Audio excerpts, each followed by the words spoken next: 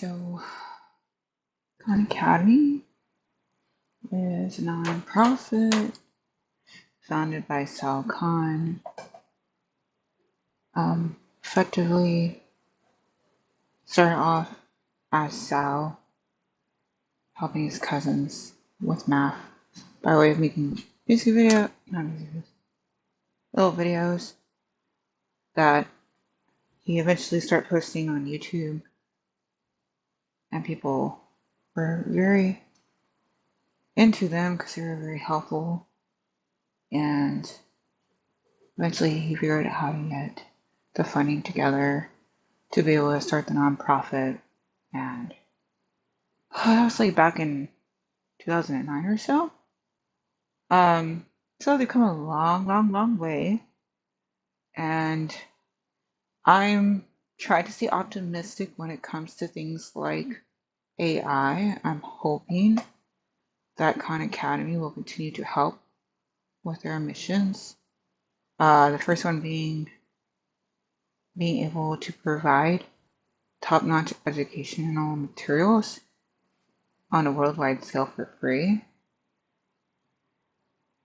And the second, it does seem like they're trying to be responsible in their use of AI. It appears that those at Khan Academy understand the potential pitfalls with AI, specifically in the lens of AI in education. And I'm just hoping that Khan Academy's realization of Conmigo is going to end up being a good thing, not necessarily a bad thing. So let's just go ahead and do some Khan Academy time. It's pretty much, I got introduced to Khan Academy when I went in inquiring about taking a pre-calculus challenge test back when I was first on the quest, trying to decide whether or not I wanted to pursue a Master's of Science degree in computer science. And the person who I spoke with there at the area for the math test information recommended them, and it just didn't hit me. It just didn't hit me what he's talking about. And I went ahead and I tried to do like the online classes. I just didn't really put in the proper amount of time. And then later I tried again with Alex Math, which was a paid thing, and Khan Academy, which was a free thing. And I effectively went on over to that special part of the library. And just for hours, I would just be, once I finally got serious with it, on Khan Academy, playing the Khan Academy videos up in the double speed, going over, pausing, doing the work, checking my work, and then going through the limited website that was available back then, which was like 2014 or so. And very frustrated every time I got the right answer, but then ended up putting the input in incorrectly and therefore getting it wrong. But it definitely helped. It made all the difference. I was able to pass the pre-calculus challenge test, which meant I was able to, instead of having to retake trigonometry and calculus, which I had taken in high school and had such a miserable experience with, and was not interested in doing it again, I was able to go ahead and go straight into calculus 1. So that's a bit of a rundown. Okay, so let's play around with some of the Conmigo. Oh, maybe not.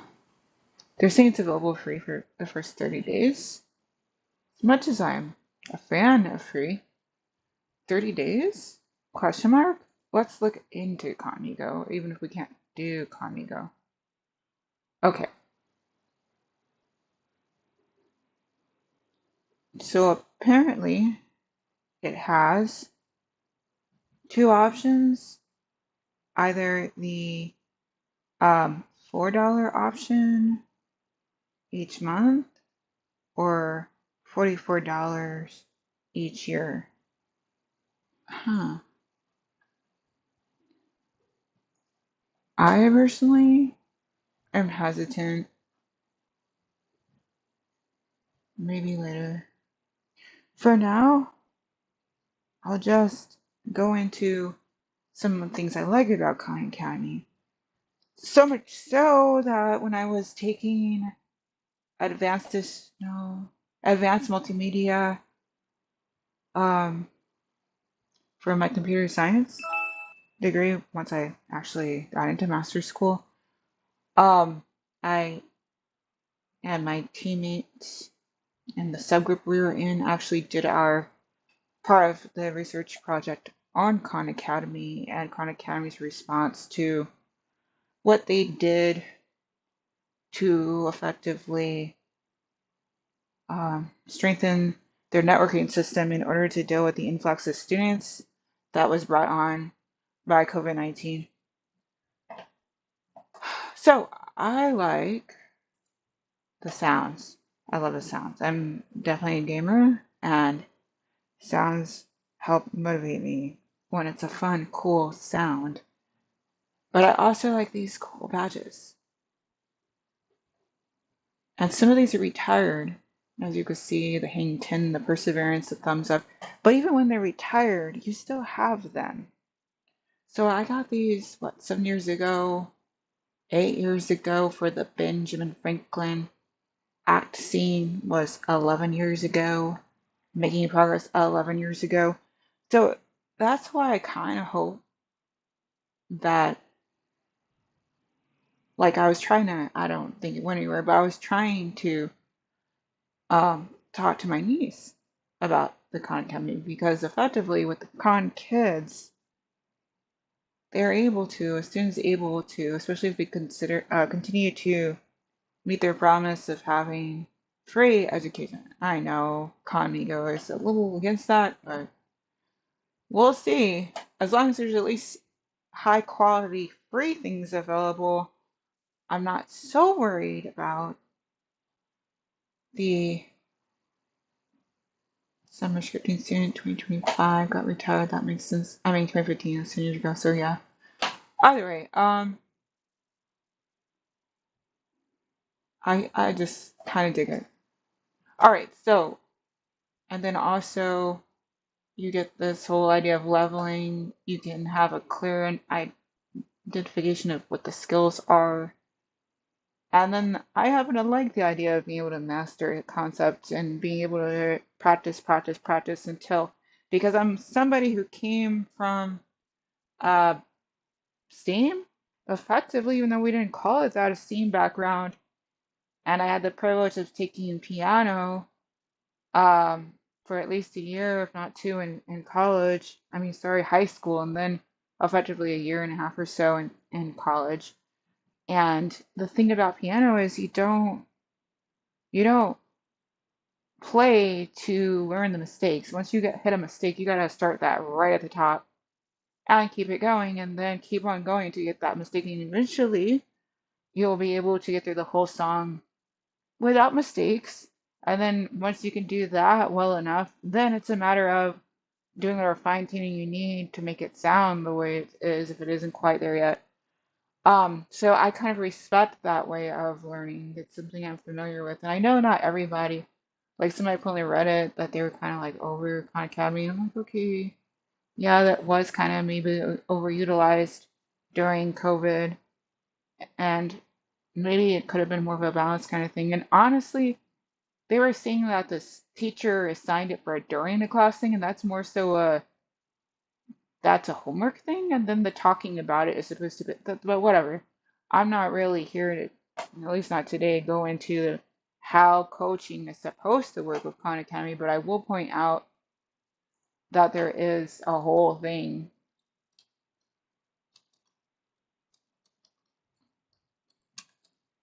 Oh, I will add that I am within the rights of the brand usage. I am putting proper attribution on. It is included in the description for the stream, and I'm mentioning you right now. Let me see. Let me gladly read that attribution. It says, note, all Khan Academy content is available for free at www.khanacademy, spelled KHANACADEMY.org.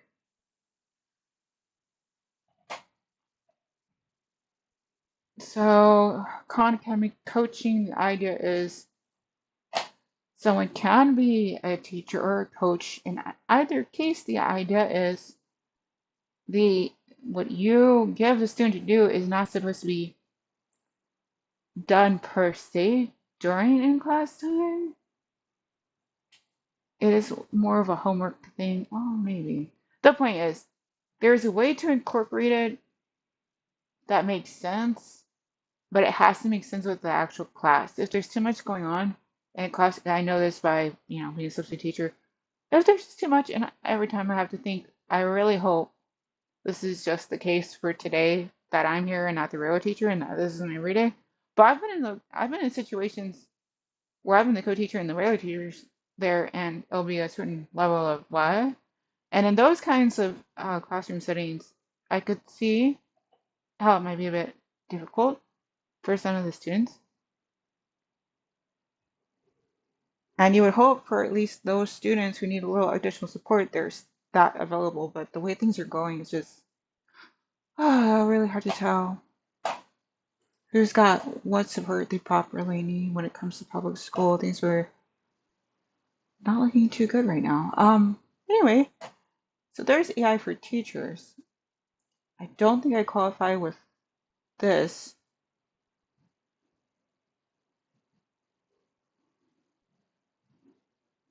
I'm gonna have to look into that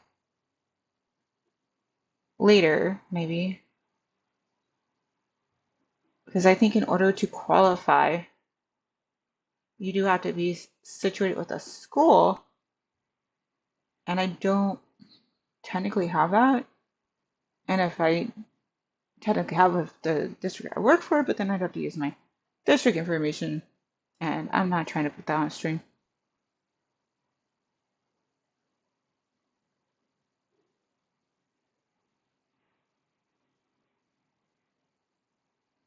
See, that's really cool. So I gotta look into that more. If there's a way I can get that set up with just my usual account that I use, then beautiful. But that's not something I'm really going to spend a lot of time on right now. Okay then, so I guess we'll just go ahead and do some content. That's Alcon in the picture. Founder, CEO. Hey, I'm glad. I think he had his heart's in the right place and his mind's in the right place. I'm glad that, he decided against just being a hedge fund guy. And it does seem like he genuinely cares about helping people with their learning. And I think that's awesome. And I share that desire to help people with their learning. Alrighty, hold on. And honestly, I was one of the people who got helped, like, majorly. I will never be.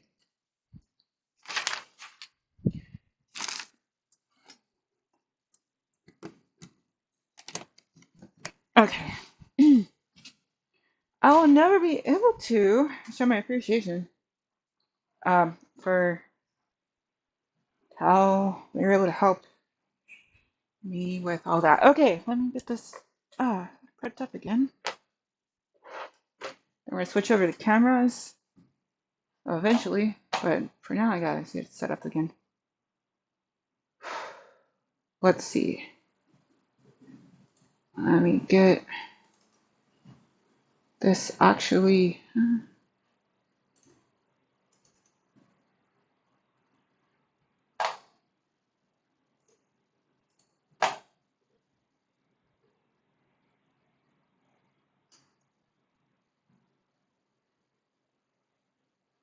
So we're gonna try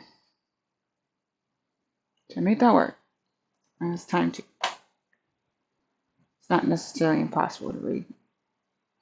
All right, for right now, let me go ahead over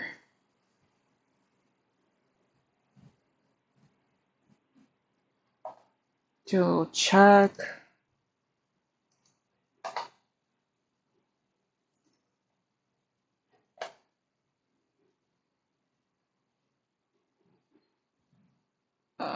Ready?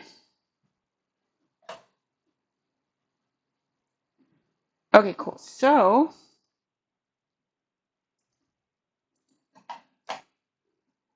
we're gonna go ahead and I'm kind of curious. Okay, AI for teachers, but what do you need? What kind of information do you need to set up?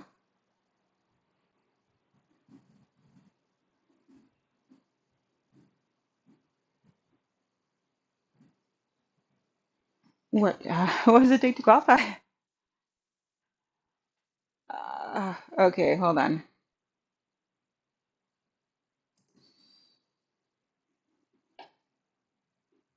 Okay, Khan Academy Incorporated, etc.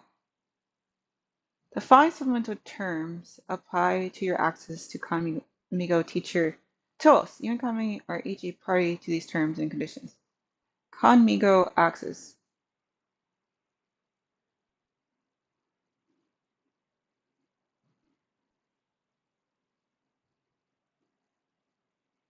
Okay, so eligibility says Conmigo teacher tools are offered for use by persons over the age of 18 or the age of majority in the jurisdiction in which you reside, who are employed in an official capacity as a school teacher or other school personnel as defined in Section 3 of the Terms of Service.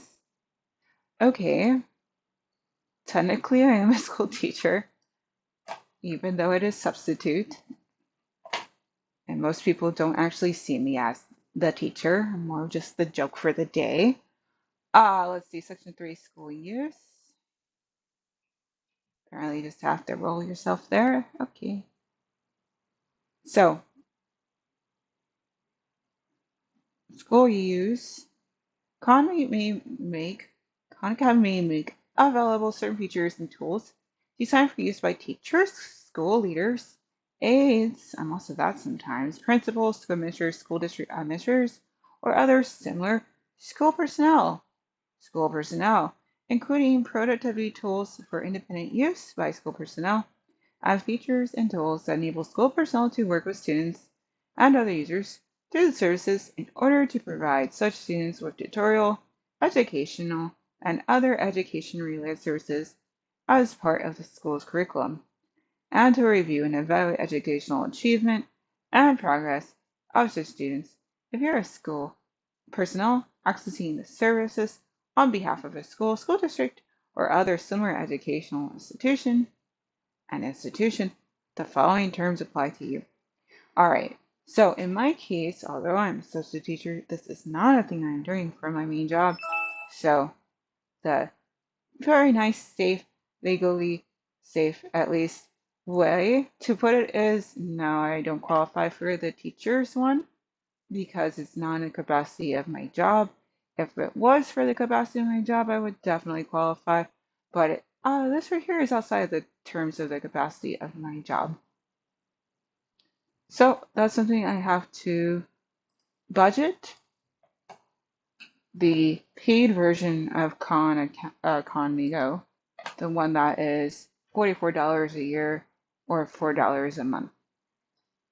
Okay.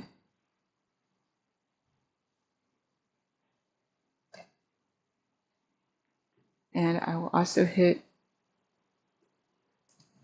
there. Strictly necessary only. Okay. So, writing coach, writing instruction. Don't get me started. I got a bachelor's of arts in writing, and part of the issue I had in 2011 was a lack of work because where I was living, we were not really known for writing, and I didn't want to move to an area known for writing.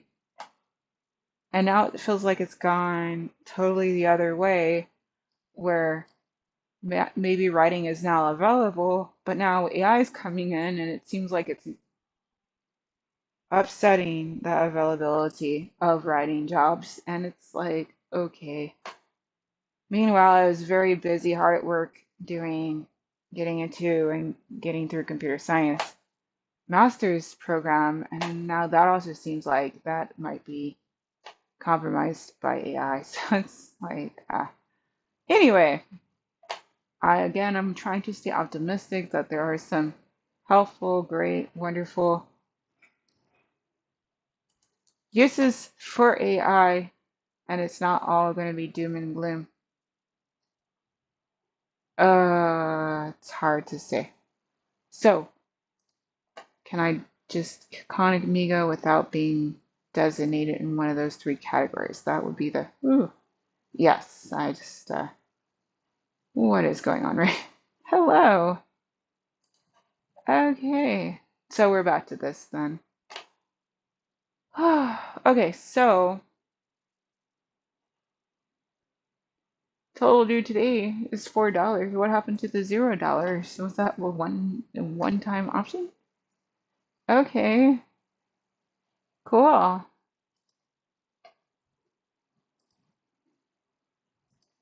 right, so that's good to know. In the meantime, that seemed like a figure it out later deal. 30 days. If this wasn't the summer almost, and I wasn't about to hit a very big financial cliff, I would consider doing that, but I can't really right now. Okay, let's do some math time.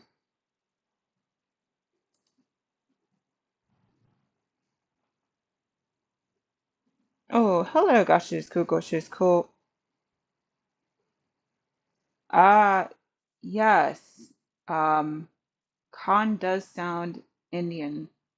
I have to research. I don't assume. Let's see. Sal Khan,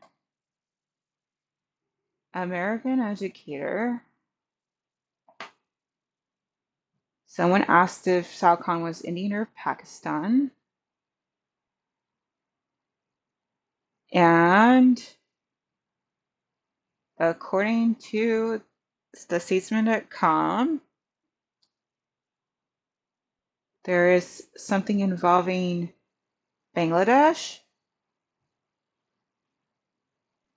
for Sal's father and West Bengal for Sal's mother. So yes, that does appear to be uh, an Indian name. Okay, so nap time. What am I filling? Strictly necessary only. What am I filling?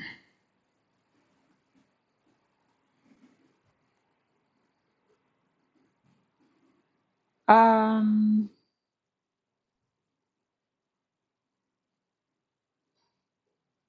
under basics?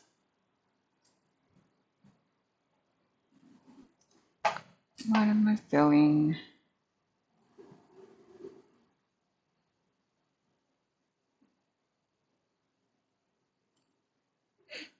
I guess we could do algebra basics.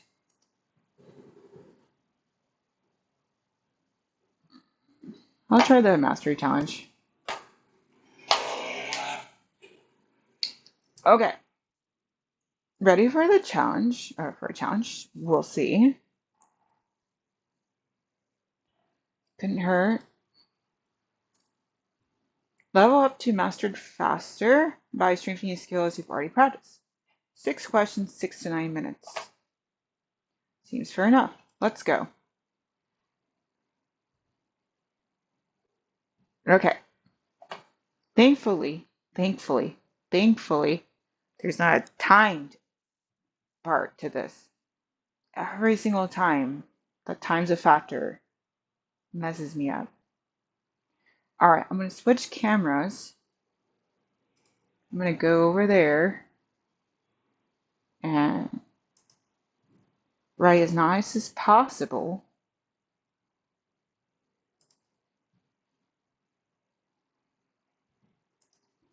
Okay.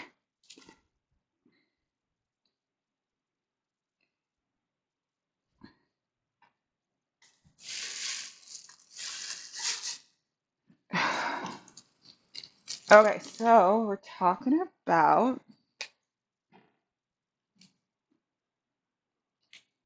x minus 2 times x minus 6. Did that come in clear?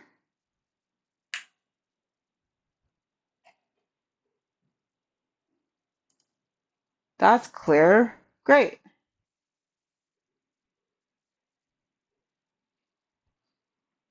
So that's FOIL. That's the, what do you call that? That's effectively, it's kind of ironic that I can't remember.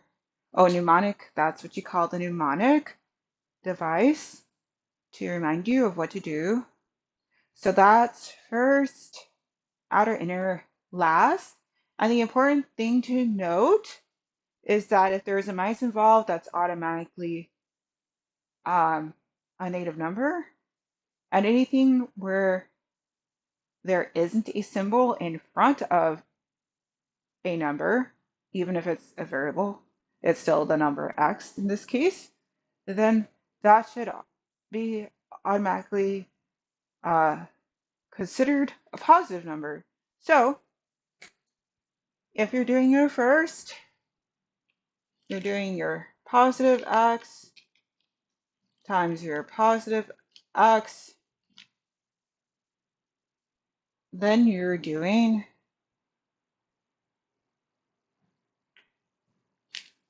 a plus, then you're doing your outer, you're doing your positive x times your negative 6 plus, then you're doing your inner, which in this case is your negative 2 times your positive x plus, then your last, which in this case is your negative 2 times your negative 6.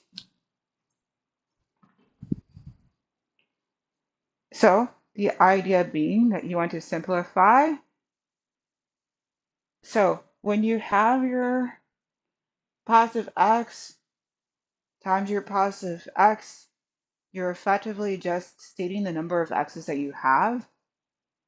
So when you multiply x by itself, that's 2 times. So you say positive x to the power of 2, which is the same as just saying x to the power of 2 because it's the start.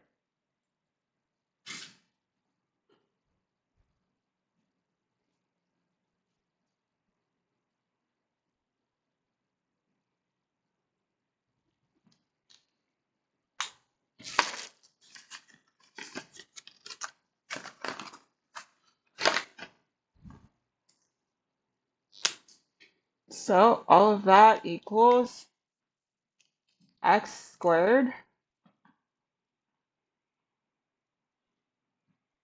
That's a little hard to see.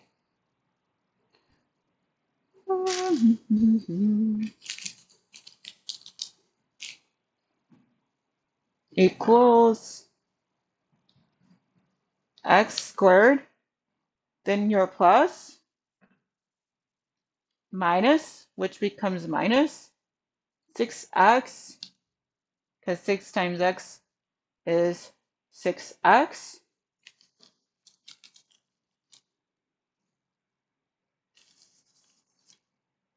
x squared minus 6x minus 2x. So in this case, you have negative 6x and you subtract another 2x from there. So you simplify your like terms. So you're starting with a negative number and you're going more negative by 2. So you're going from -6 to -8. The x's stay the same. So changing this up, -8x. So that's a negative, then you're over here where a negative times a negative is a positive. So you put in your plus, and then your 6 times your 2, or your 2 times the 6, it does not matter the order.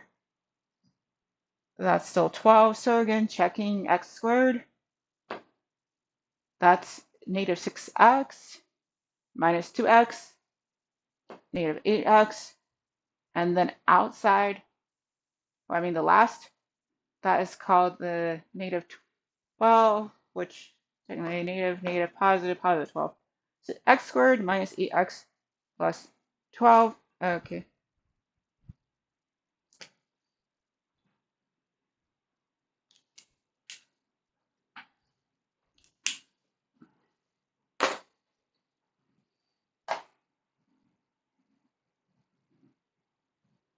So let's put that in.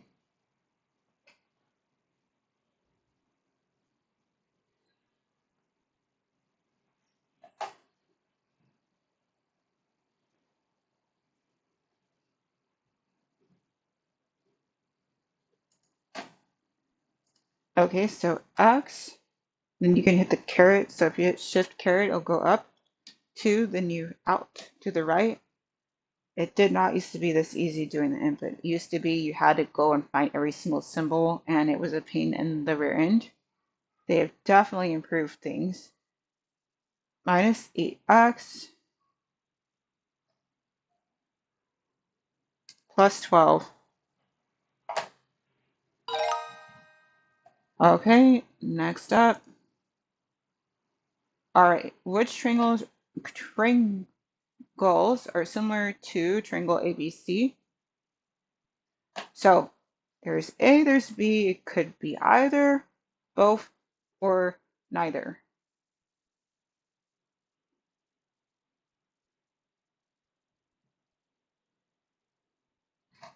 Okay, so when dealing with similarity, you're not having to be a 1-to-1, otherwise that'd be equal.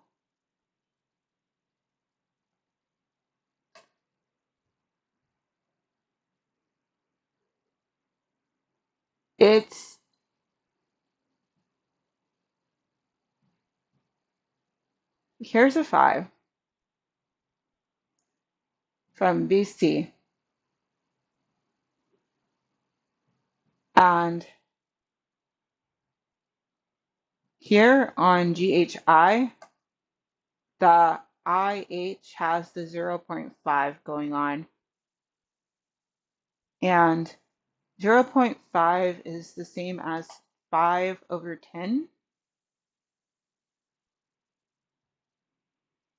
and BA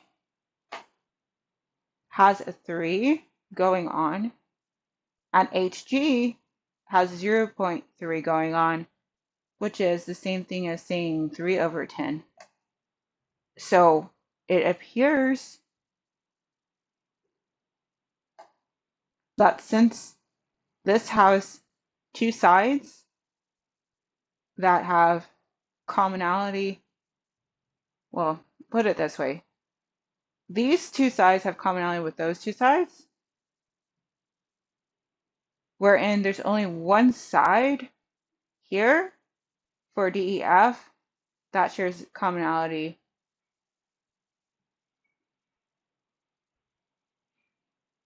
So it seems the case, just solely based on that GHI is similar.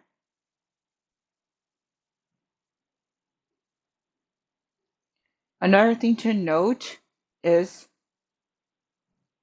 there is the smallest, then the middle, so goalie bear sort of thing, the smallest, the mid one, and the biggest. And this jumps from the smallest to the biggest to the mid one. And this also has the smallest to the mid one to the biggest. So it seems, just based on those two reasons, I could be wrong, I am fuzzy at this, but just trying to logic this through, it seems like, again, similar, not meaning exact, otherwise it would be the exact same thing. It seems, though, based on my foggy memory of what I learned in discrete mathematics, and prior to that, um, that it would be only be, nope, okay,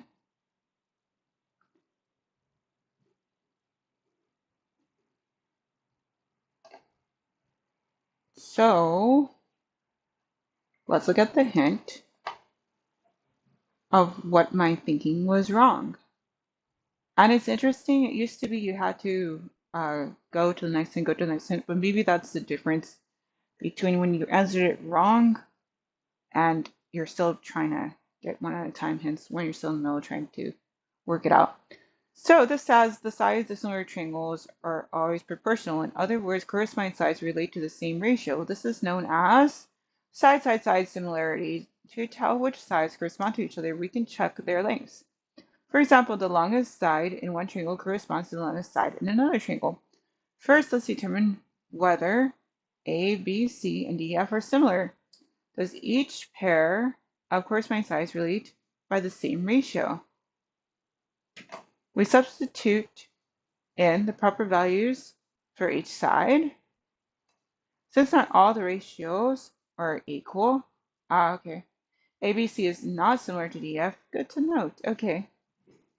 Next, let's determine whether ABC and GH are similar. Does each pair of corresponding sides relate by the same ratio? No. So in this case, neither. Good to know. Okay. That's definitely something I will have to go and revisit in the future because I definitely forgot that. Okay, so that's a neither. Next question. Solve a system of equations. Oh, good. Something I know again. I like that. It's nice to have something I know. Okay.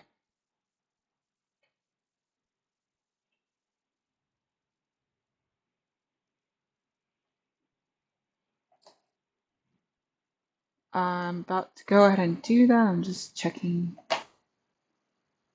some things. All right, then. It's funny having to keep changing hats, but here we are. Oh, I like staying active. At least this is helping with that. Okay, let me see if I can just use my eraser. Because that paper towel worked for a hot second, and then it stopped working like I needed to.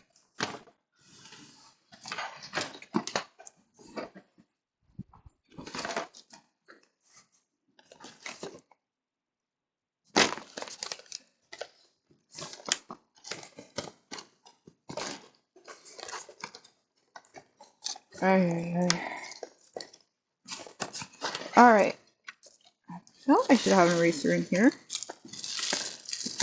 Oh, I know. I know where the eraser is. It's on my fridge. It's got a little caddy that I stick there because, of course, why not? I don't have any other good place to stick it. Okay, I'll be right back.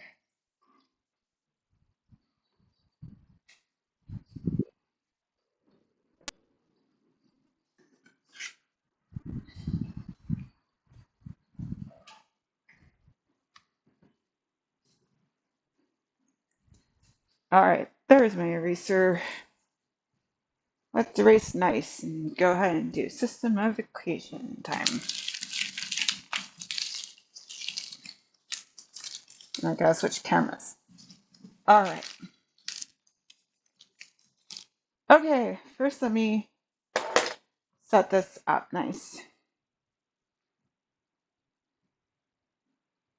All right. Solve the system of equations.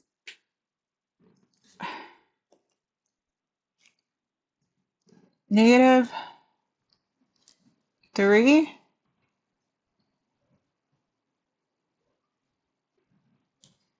x plus 2. That's not coming as well as that could be.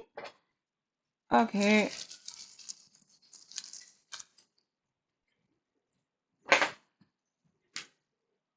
Negative 3 x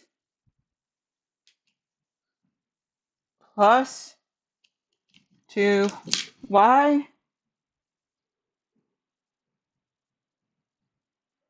equals 56.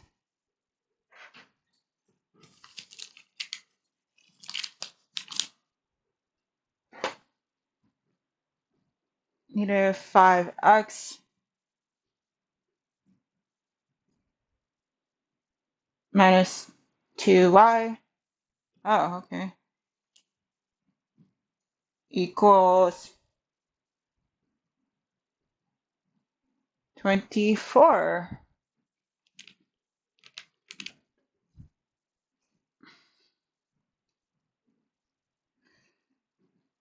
All right, we're just gonna keep it like super duper simple. I'm not even gonna worry about how you can do this. How's that matrix? Okay, so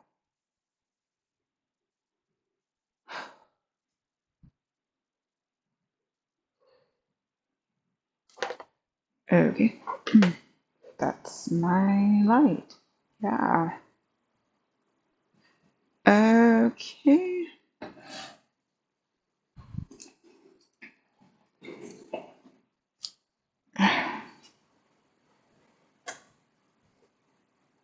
Okay. So in this case, the easiest thing to do is take out the y's because plus minus you're zeroing. So if you go ahead and just follow what's going on, you have a negative 3x minus 5x. So you have something that is negative by 3 and you're making it more negative by 5. So you have your negative 8x. Again, when you have your plus 2y and your minus 2y, you're effectively voiding that out. So you just have a plus or a minus 0, I'll just say plus. And then you just add those guys together. So effectively, if you say negative 3x plus negative 5x, you get your negative 8x. If you say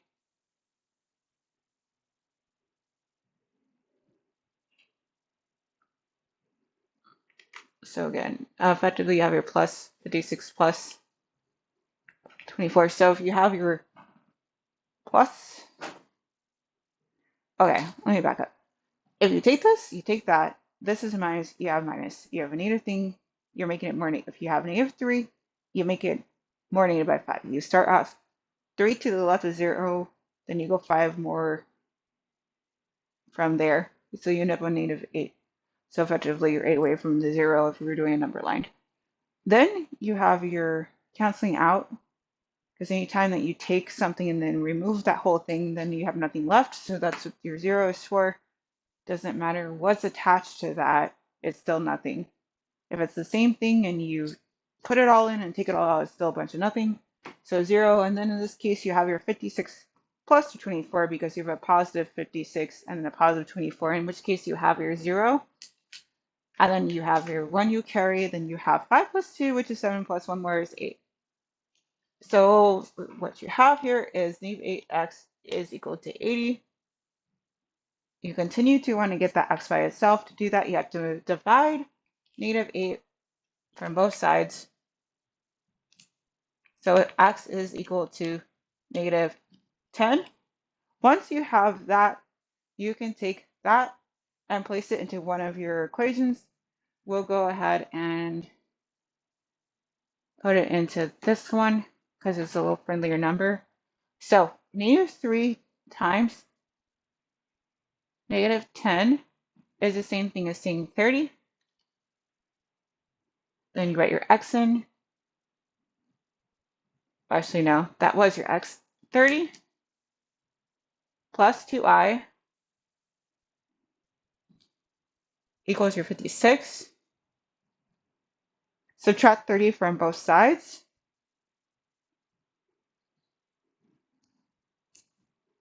You got your 2y. You got your 26. Divide both sides by 2. You have y is equal to 13. Because 6 divided by 2 is 3, and 2 divided by 2 is 1.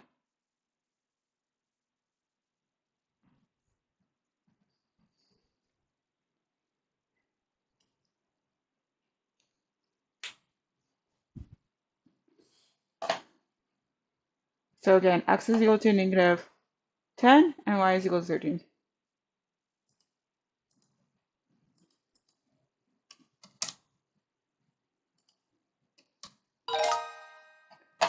Next question. Okay, so they're saying I actually have to be able to math out things.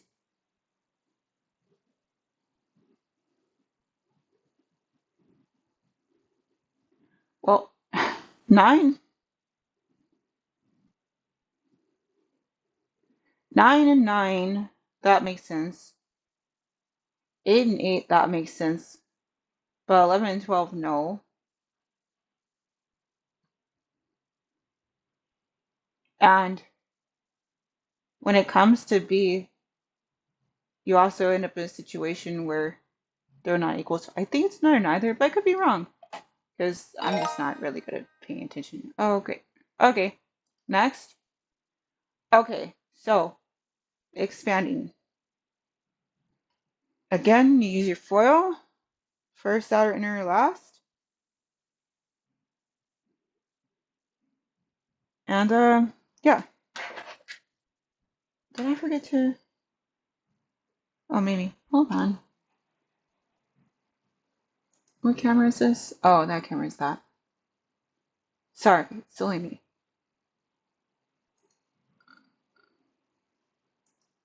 Okay. The idea is to write this down and then switch to that camera. Blinked hard. Okay.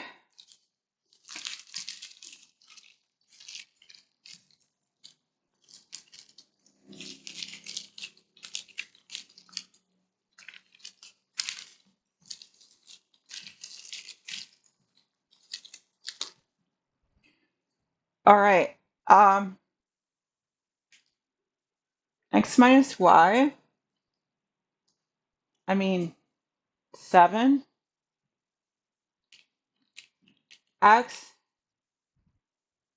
minus 3.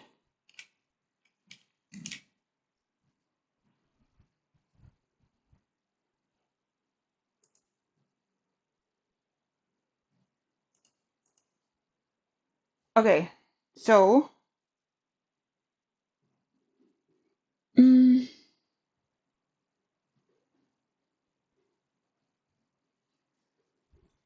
got your x, positive x times positive x plus, so your first, those guys, outer, you got your positive x times your negative 3 plus, then your inner, negative x, 7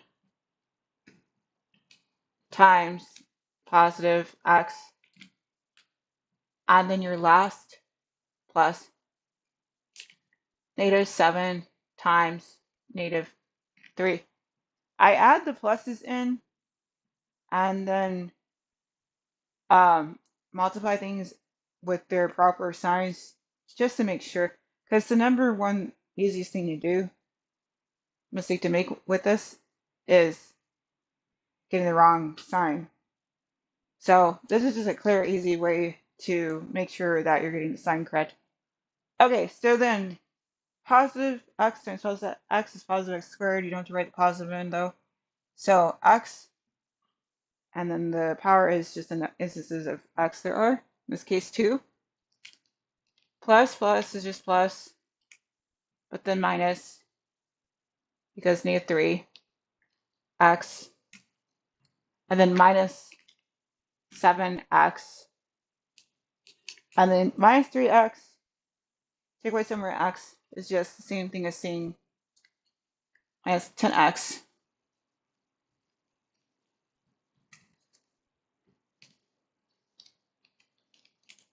And then plus, minus, times minus, which means plus, and sometimes 3 is 21. So x squared minus 10x plus 21.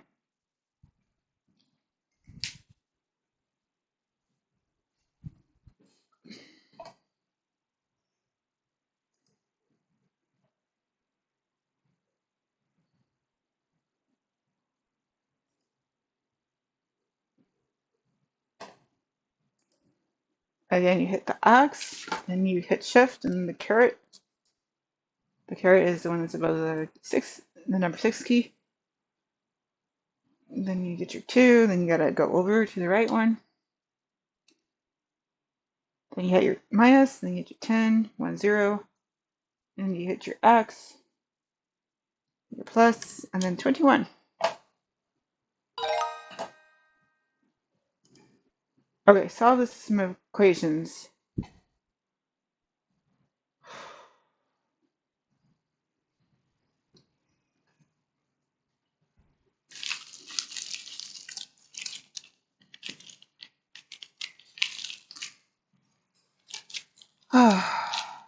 And like getting a proper like dry erase setup was like already expensive.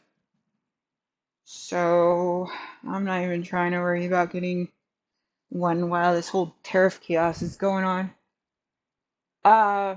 Okay. Swear. All right. Negative 9x plus 4y equals 6, 9x plus 5y equals negative 33.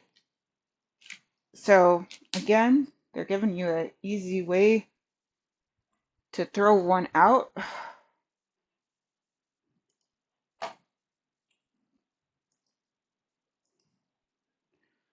So when you have any of something, you take it all out again. So in this case, negative 9x, or if you took it out and then put it in, either way, you phase out with a 0.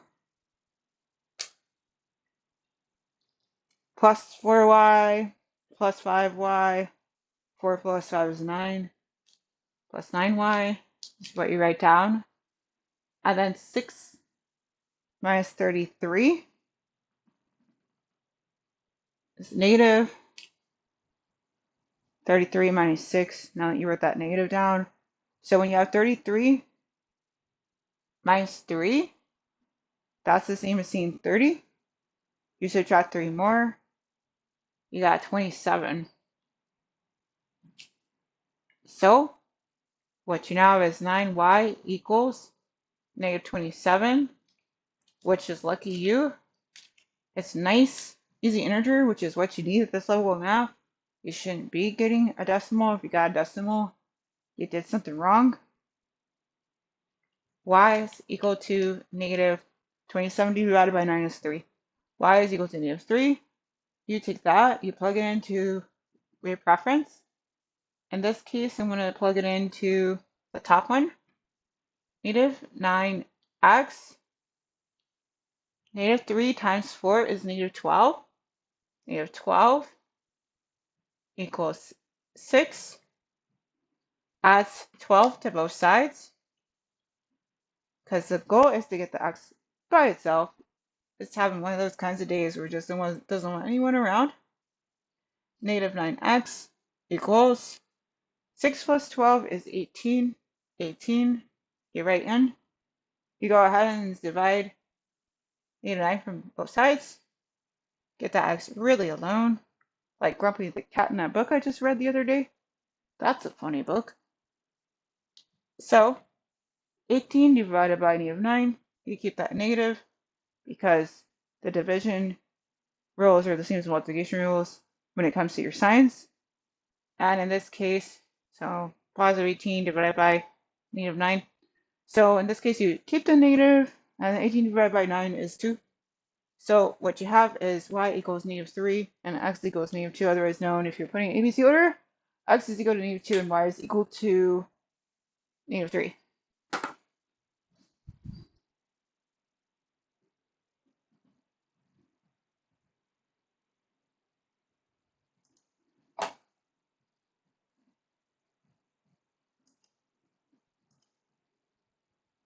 So x is equal to -2, y is equal to -3. All right, show summary. I leveled up 2 skills, leveled down 0 skills, and no change for 1 skill. Not bad.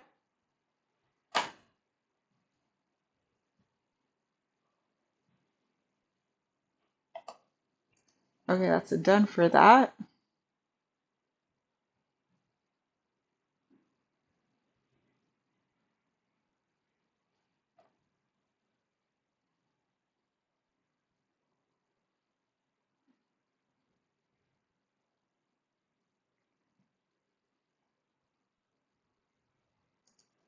Level up goes to practice time.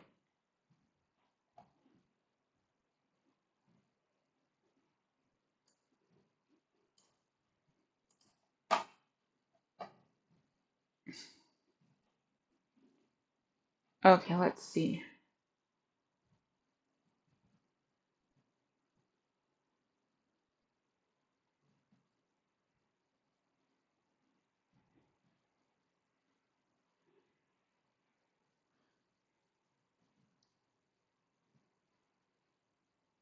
Oh,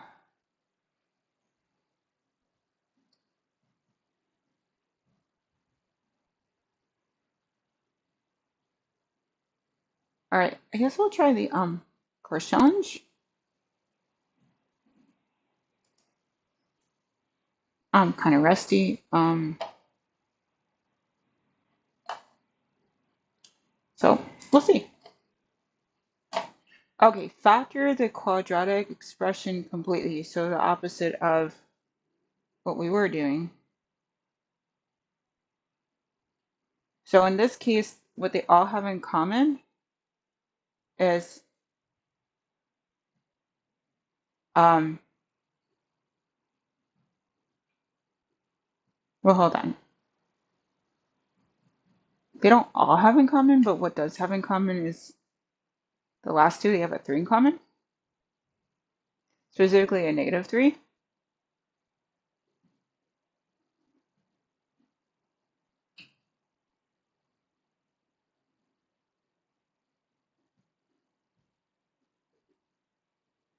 Okay.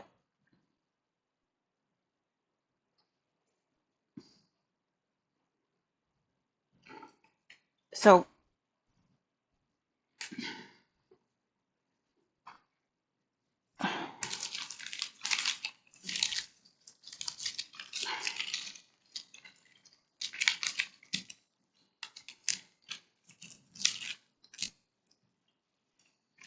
okay. -7 x uh, -7 x squared minus 24 x minus 9 equals, okay, so factor is the opposite of FOILing.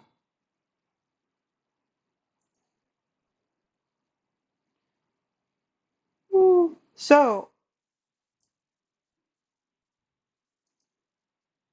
what I'm seeing is, oh, when you look All these have a negative 1 you could take out.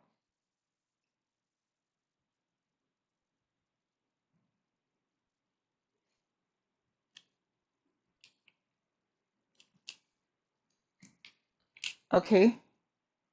And something ugh, that these two share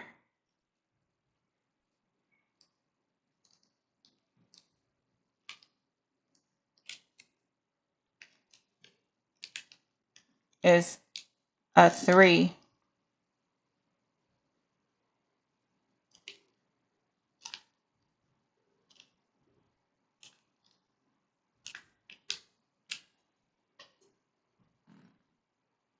Oh, I kind of forgot how to do this though. Um,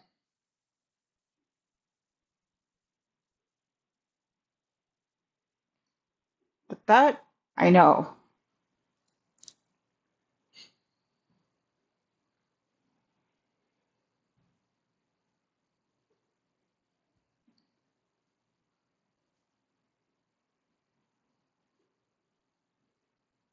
Let's see if there's anything that this is helpful with. I don't really think so, but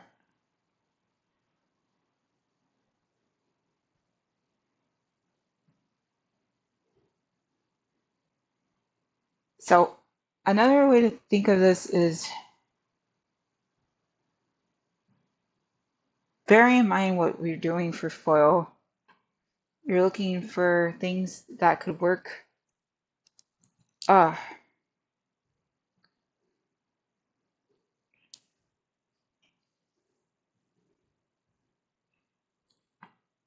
this one is gonna be pretty much not it for me because it's taken a level of memory I don't really have right now. So 7, 6,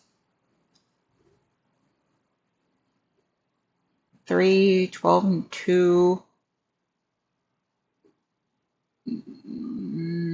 9 and 1.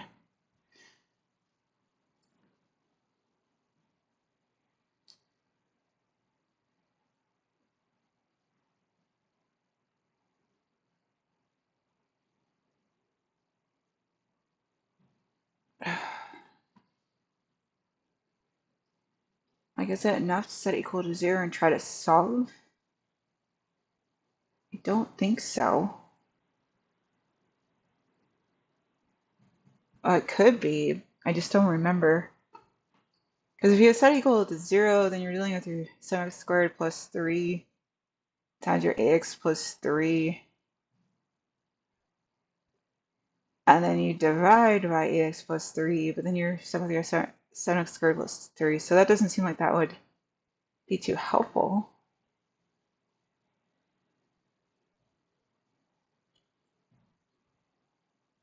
Yeah, this one I'm not going to be able to properly work out at this point in time.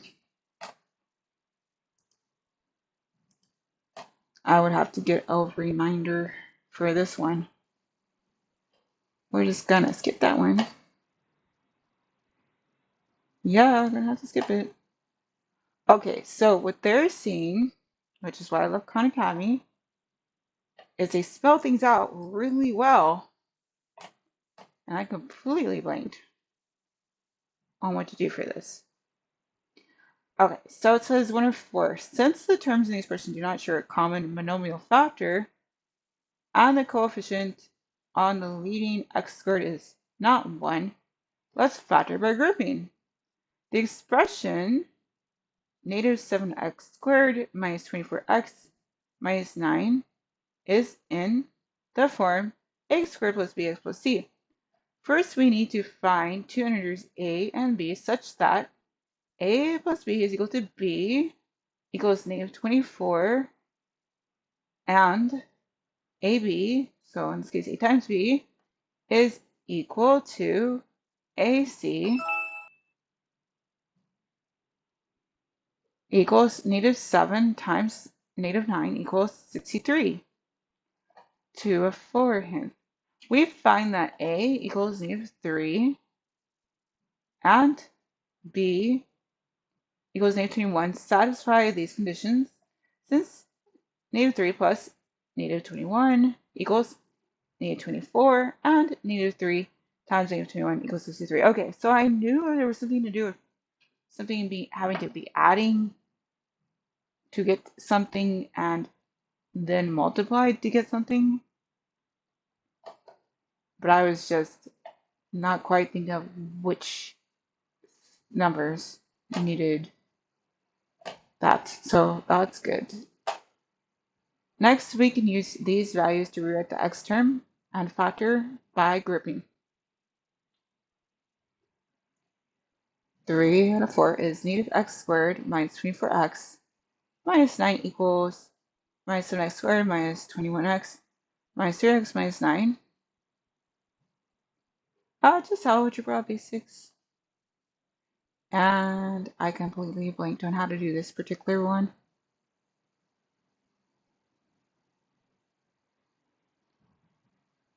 Next, we can use these values to write. And this is just my opportunity to try to demo Khan Academy is the main thing. 3 for -7x squared minus 24x minus 9 equals -x squared minus 20x minus 3x minus 9, which is -x times x plus 3. Yeah, I completely had that wrong. Did I do the wrong thing? Hold on. Here, let me get this right. I'm referring to this here. So, I'll start from the top. Since the terms in the expression do not share a common monomial factor and the coefficient on the leading x squared term is not 1, let's factor by grouping. The expression -x squared minus 24x minus 9 is in the form ax squared plus bx plus c. First, we need to find two integers, little a and little b, such that little a plus little b is equal to b equals -24, ab equals ac equals -7 times -9 equals 63. No, just basic, just algebra basics. Oh, basics, BASICS.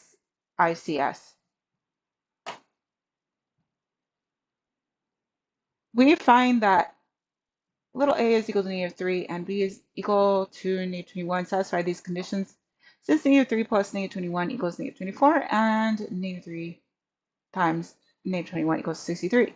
Next, we can use these values to rewrite the x term and factor by grouping. Then the third hand says -7x squared minus 24x minus 9 equals -7x squared minus 21x minus 3x minus 9. So then that's how you're able to write in your 7x times your x plus 3 minus your 3 times your x plus 3. And then you're able to write in your x plus 3 times your -7x minus your 3. Because this is the same as that, so they write that in there. And then -7x goes there, and then your -3 goes there. In conclusion, -7x squared minus 24x minus 9 is equal to x plus 3 minus 7x minus 3. Oof. Well, let's see if I remember that for next time this pops up. So again, the idea is you have to be able to take a number from the outside numbers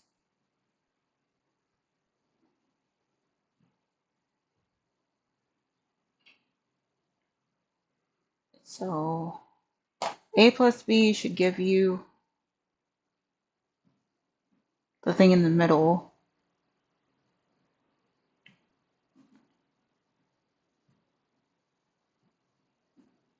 And a times c. Okay, so the thing in the middle should be able to, so effectively the thing in the middle is sum, and then the product of the inner and the outer part is So then that's 1 and those are together for 2. Okay, we'll see if I remember. Next. Okay, cool. Oh, thankfully I did a lot of this. Oh, Deidre says I hate math with variables. I hear you. Ooh, I hear you. I hear you. This right here doesn't have variables, so that's a plus. And I did a lot of stuff like this. Oh, I don't even have to see bytes. I can just keep kilobytes. That's handy. Okay, so 30% have been downloaded. 32,000. I'm just writing this down and I'll switch cameras. My memory is like, so I kind of have to have it so I can see it. 32%, 30%, I mean, of 32,000.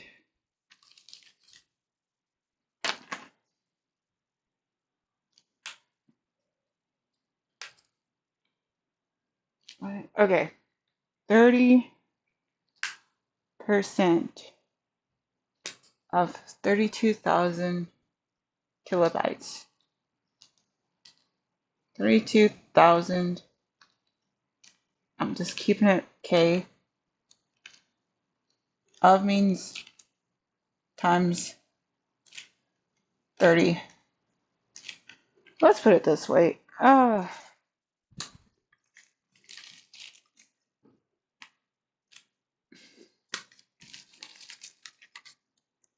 30% of 32,000 kilobytes. Okay.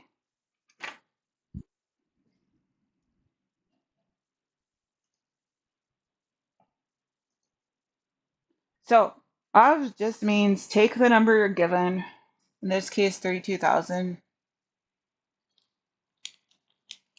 Just going to write the K. Then times that by the decimal. So 30% is the same thing as saying 0.30. And that's important because that's the same as saying 32,000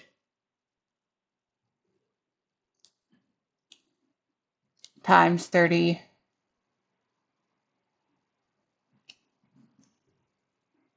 over 100.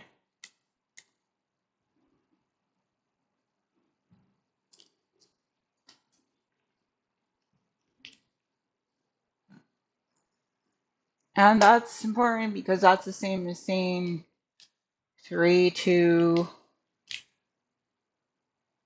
and 4 zeros times 3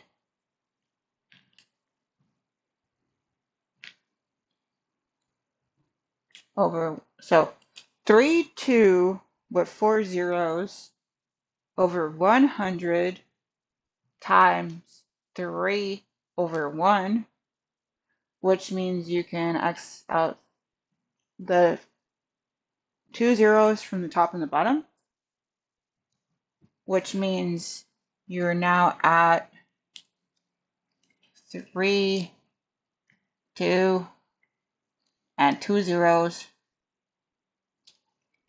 times 3.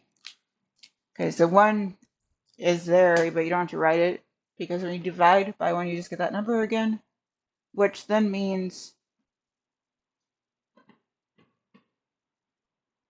32 times 3. So that's your 6 and then 9. So 96 and your 2 numbers. And again, we're dealing with kilobytes. So the answer should be 9,600 kilobytes.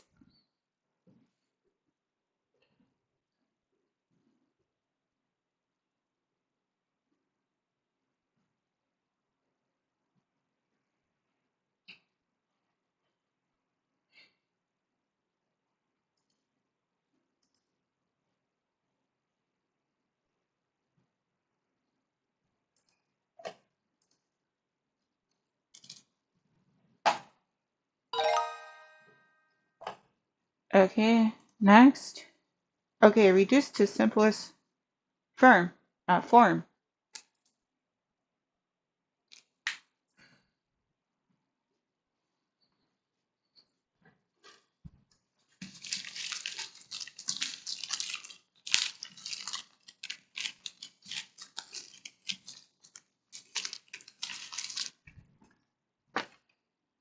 Okay, so then you got your 5/3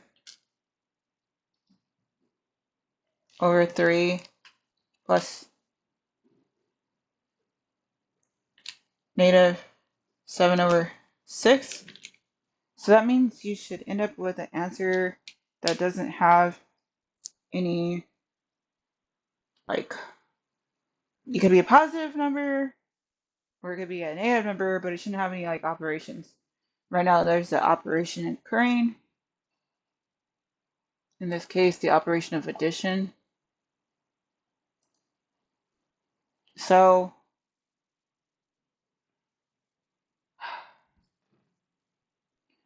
this is the same thing as saying 5/3 minus 7/6, which is the same thing as saying if you times that by 2 times that by 2, you're dealing with 10/6 minus 7/6, and that's the same thing as saying 3/6, and that is the same thing as saying 1/2. Because 3 divided by 3 is 1, and 6 divided by 3 is 2. So now we have something that doesn't have any operations. It just has a number. And again, the number is positive 1/2, which can just be input as 1/2.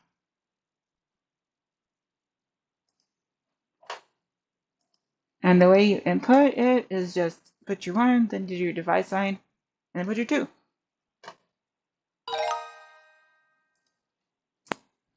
Okay.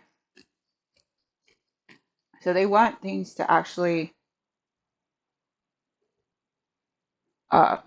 be the same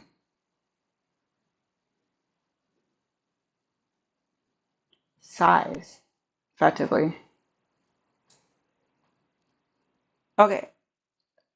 I could see in the case of ABC, comparing DEF to ABC, I can see the following. 5 times 5 is in fact 25. And 5 times 11 is in fact 55. And 5 times 8 is in fact 40. So yes, DEF is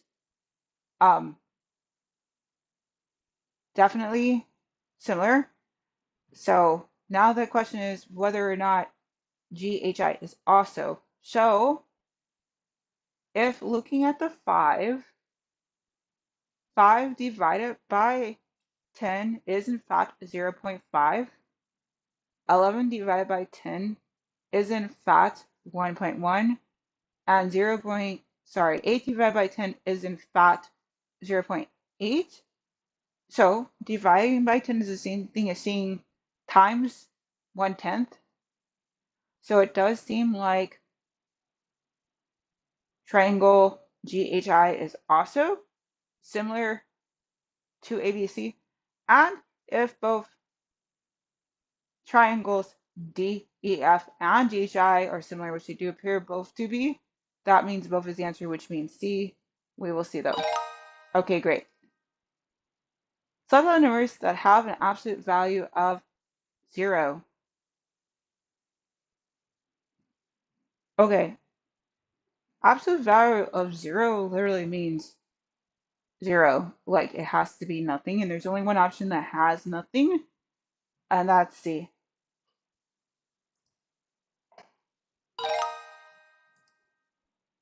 Which expressions are equivalent to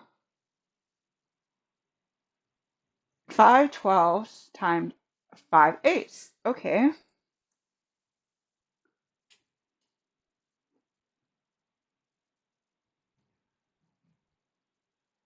So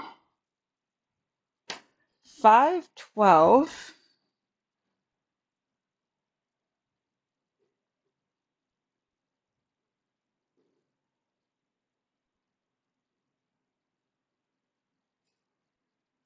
okay, so it could be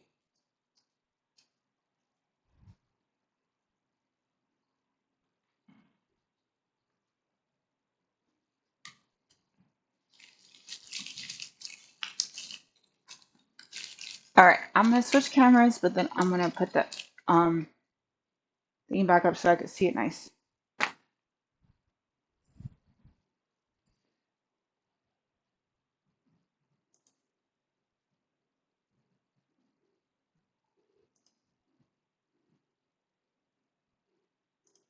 Okay, so when we're thinking in terms of 5/12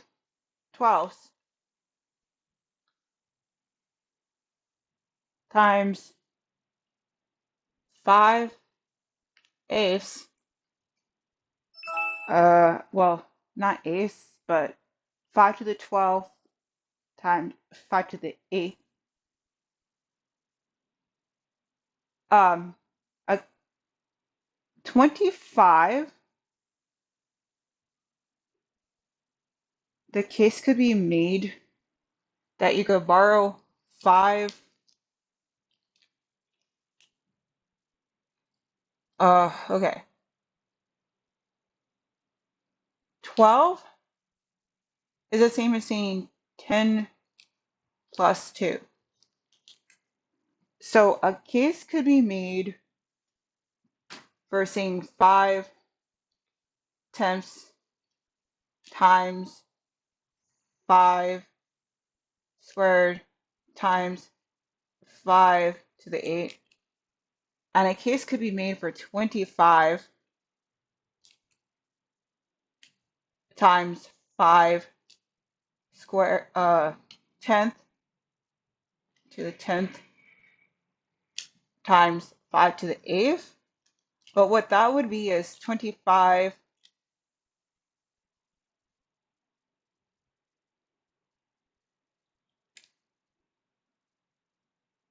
times 5 to the 18th.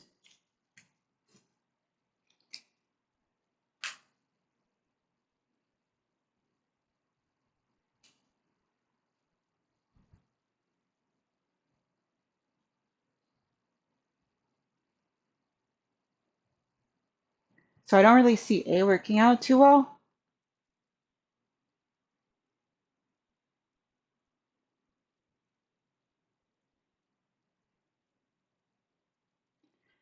because effectively when you have 25, say you took a 5 from that side and put it over, that'd be 25 times 5, which wouldn't stay 25.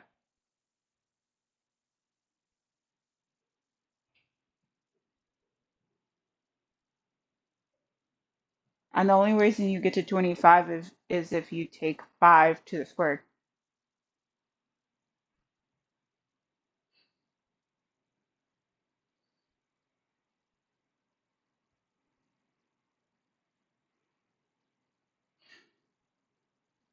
Okay, so thinking in terms of the next option, if you have,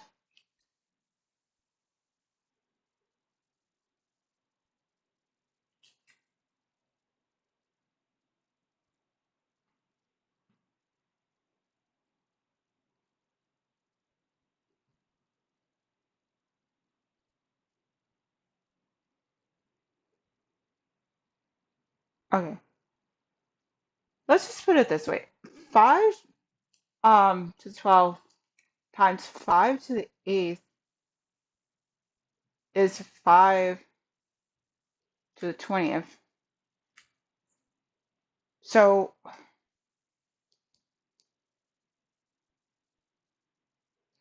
what does make sense for the options given is D, which is saying 5 to the 5th times 4. Because so this one that looks like 5 raised to the power of 5 times 4, because this does end up being 5 to the 20th, which is what this is. So that makes sense. And the other one that makes sense for sure is C, which is shown as 5 cubed times 5 squared to the power of 4, because when you have 5 to the third times 5 squared, what you have in fact is 5 to the power of 5, as we already see works, because that's 5 to the power of 5 times 4 again. So those two for sure work. So then I just gotta... Okay, so the problem with B, which is written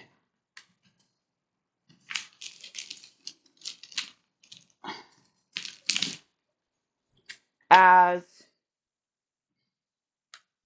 25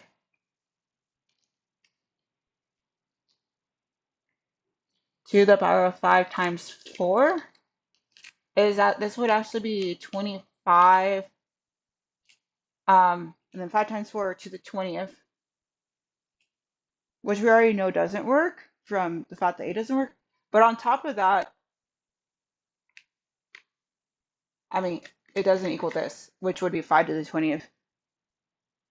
If we did divide this by 5, then we'd more so be talking about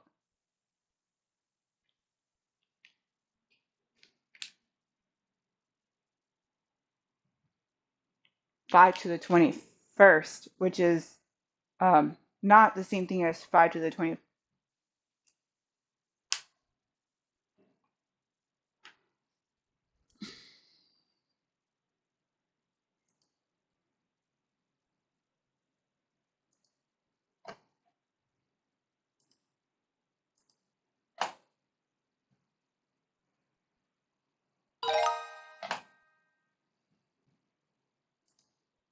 Okay, combine like terms to create equivalent expression. Okay.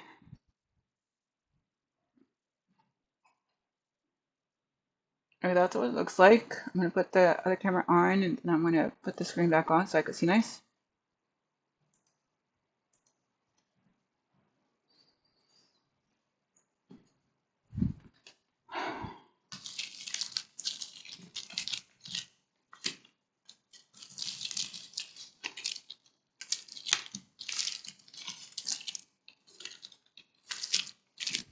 Okay, so then 3.4 minus 2.8d plus 2.8d, which means 0,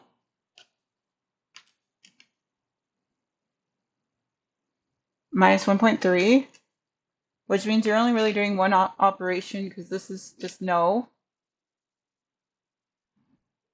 So all you really need to do is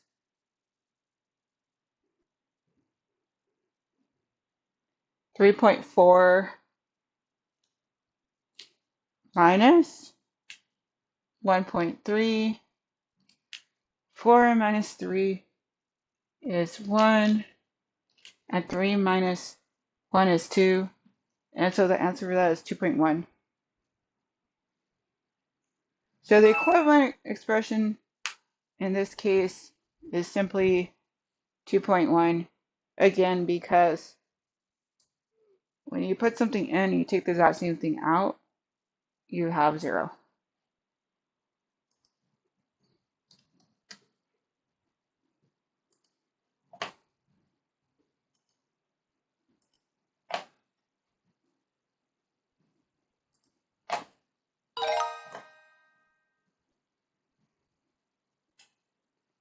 Oh gosh, it's cool, gosh, it's cool. Yep, that's kind of me. Okay, so next, solve the system of equations. Okay.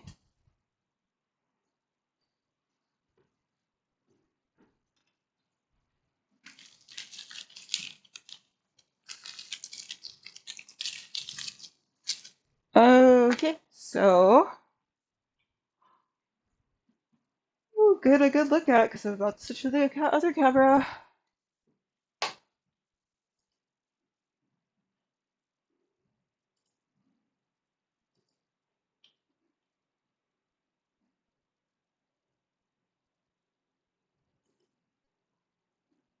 Three times two equals six. That's true.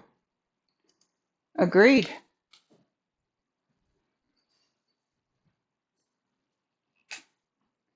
12x, that's my best effort at x, minus 5y, more pronounced as a y, equals 8 to 20. Next line is y equals x plus 4. Great. First thing you want to do is put this in that y equals x plus 4. I mean, y equals x. So if you take the top one, you do a little shifting.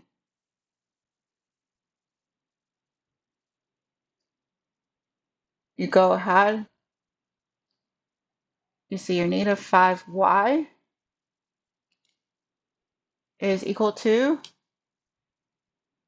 take the 12x, put it on the other side, which means it's opposite of what it is, which means it's going to be subtracting. Negative 12x.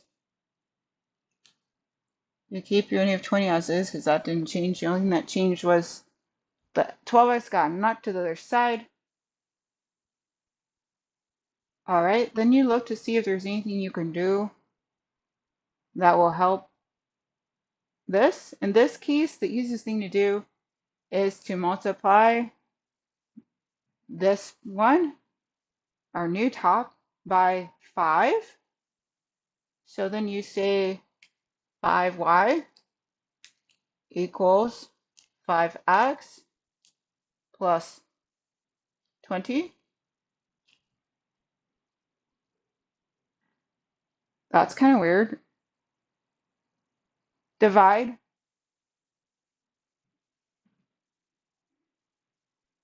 everything by 5, or otherwise known as multiply everything by 1/5. Y is equal to x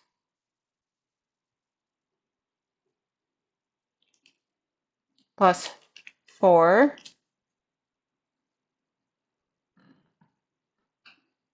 Hold on, that's what we did though.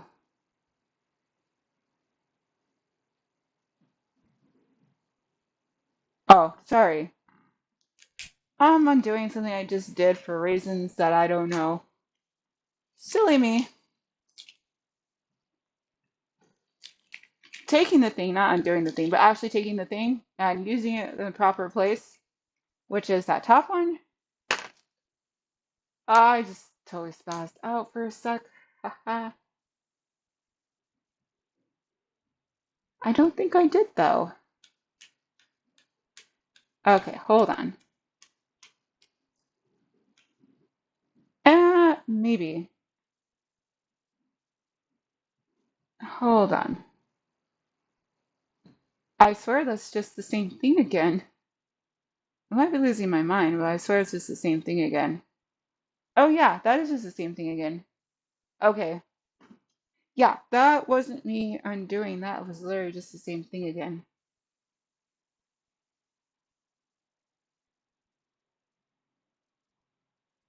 That's weird. So you take this, you multiply everything by,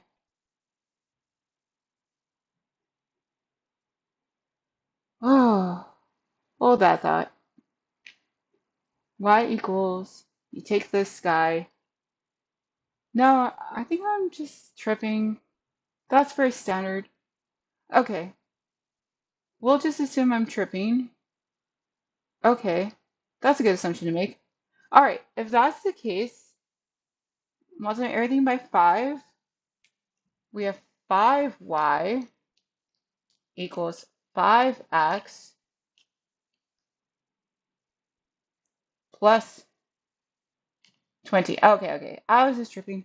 All right, then what we have is 0 equals negative, and then this is going to be 0. So 12 minus 5, we've already accounted for the negative symbol. So now it's as easy as just thinking 12 minus 5. 12 minus 4 is 8. Minus 1 more is 11. 11x. But now what we have is negative 11x equals 0. And dividing negative 11 from 0 just gives us 0. So that's a little weird. But assuming that's correct, then we're talking about plugging that 0 in. So if we, easiest thing to plug in is y equals 0 plus 4, which means y would equal 4. So x equals 0 and y equals 4. Let's see.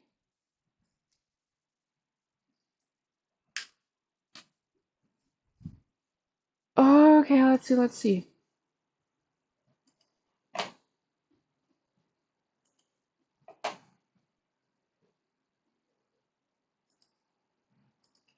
Okay, x equals 0, y equals 4. Ah, all right. Sometimes I wonder if I'm slipping too much. Okay, great. Next. Okay, Darcy wants to crochet a minimum of 3 blankets to donate to a homeless shelter. Oh, they might have to change some things, but I hope they don't. Apparently, it's bad to be taking care of other people. That's annoying. Darcy wants to crochet a minimum of 3 blankets to donate to a homeless shelter. Darcy crochets at a rate of 1/15 of a blanket per day.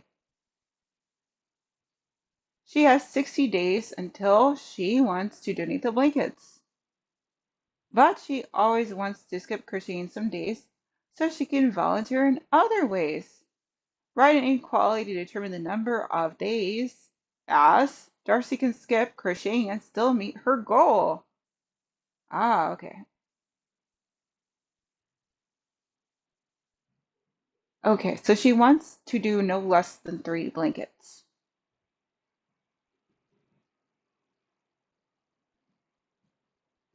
And she has 60 days to do it. All right, I'm gonna switch the cameras.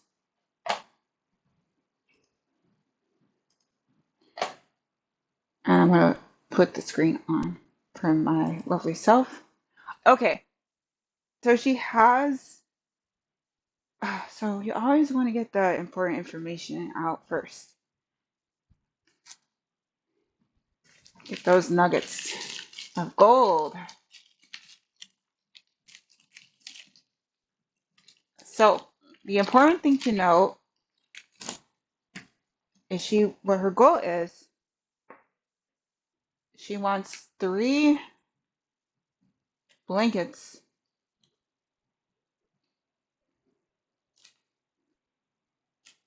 So greater than or equal to 3 blankets in 60 days.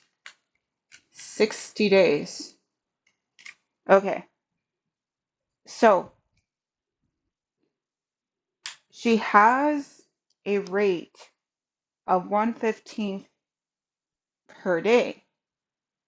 So best case, if she takes 0 skip days for s equals 0, her best case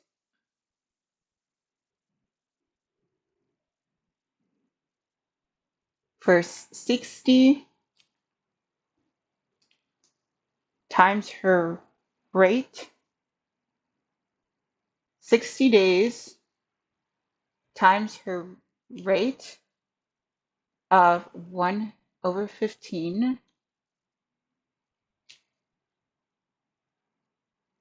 is 60 over 15,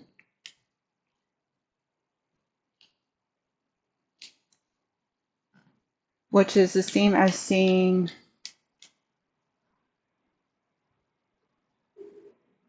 which is the same as saying, if we divide by 3, that's the same as saying 20 over 5, which is the same as saying 20 divided by 5 is 4. So if she skips no days at all, she would get 4 blankets, but she wants to be able to skip. So when skipping is no, then she can meet her goal. So now that we have that information, we can try to figure out what an acceptable number of skips is.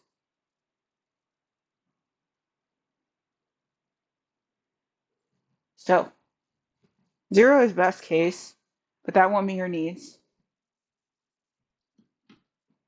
Um,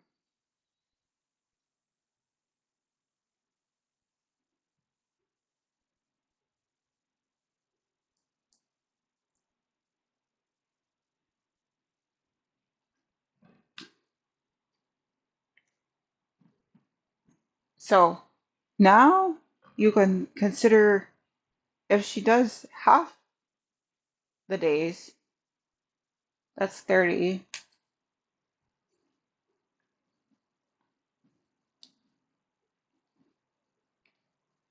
Then she's only going to have 30 over 15,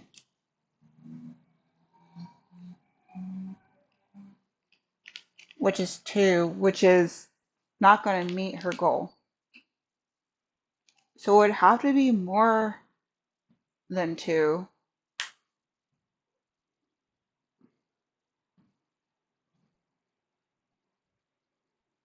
Okay, so if we say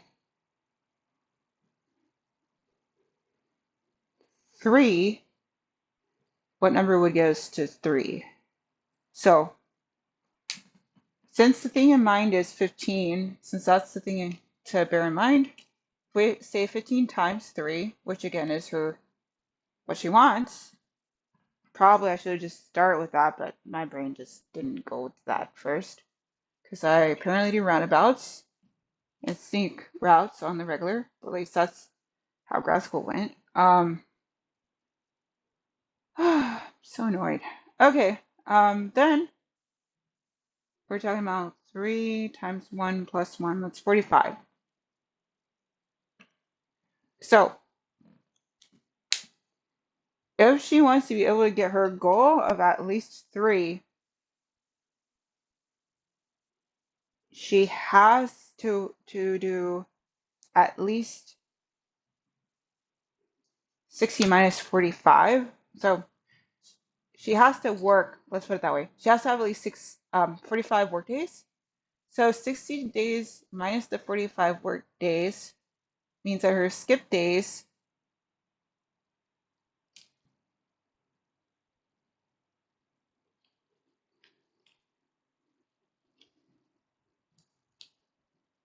is 15. So she can take no more than 15 work skip days.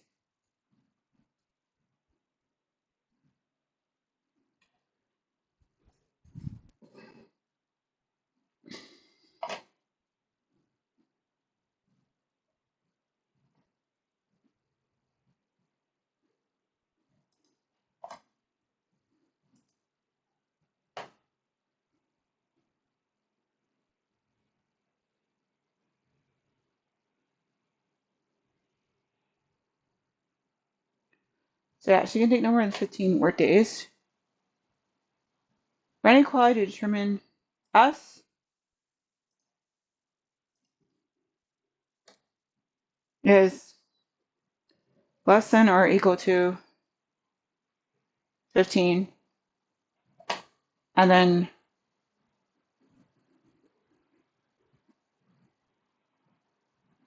Here's the 15. It can include 15, so that's a closer goal. And you gotta switch direction. She shouldn't do anything more than 15 days of skipping if she wants to be able to meet her goal of at least 3 blankets to be able to reach that within the 60 days.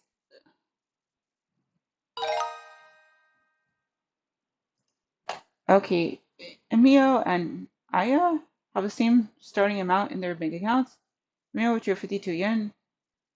Oh, that's so annoying as we have to change this too. Like, really, though. Oh, what? Other people exist in other places? Or other people from other places live here in this country? Oh, hair on fire time. Like, what? That's so crazy. Emio and Aya have the same starting amount in their bank accounts. Emio withdrew 52 yen. Aya made a deposit of 30 yen. After the transactions, who has more money in their bank account? Choose one. Okay, so they had the same amount of money. Emio withdrew, and Aya. Huh? Okay, they start off with the same amount of money. That's the first thing to note. The second thing to note is withdrew means minus. It means took away, and deposit means added to. So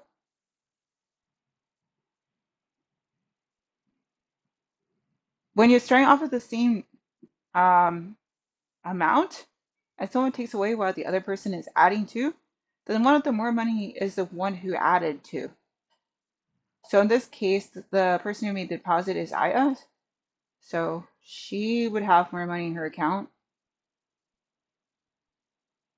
Number two, whose transaction represents the bigger change the amount of money in their bank account? Oh, okay.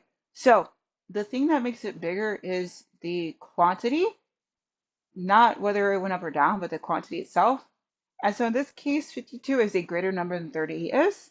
And so the biggest change happened for Emio's account.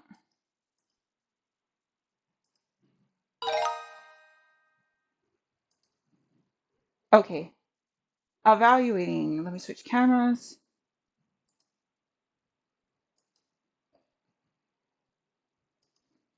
Okay, gotta switch my screen and then.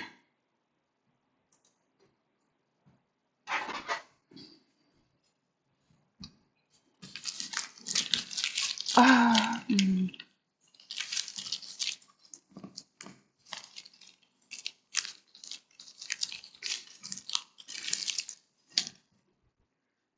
okay, so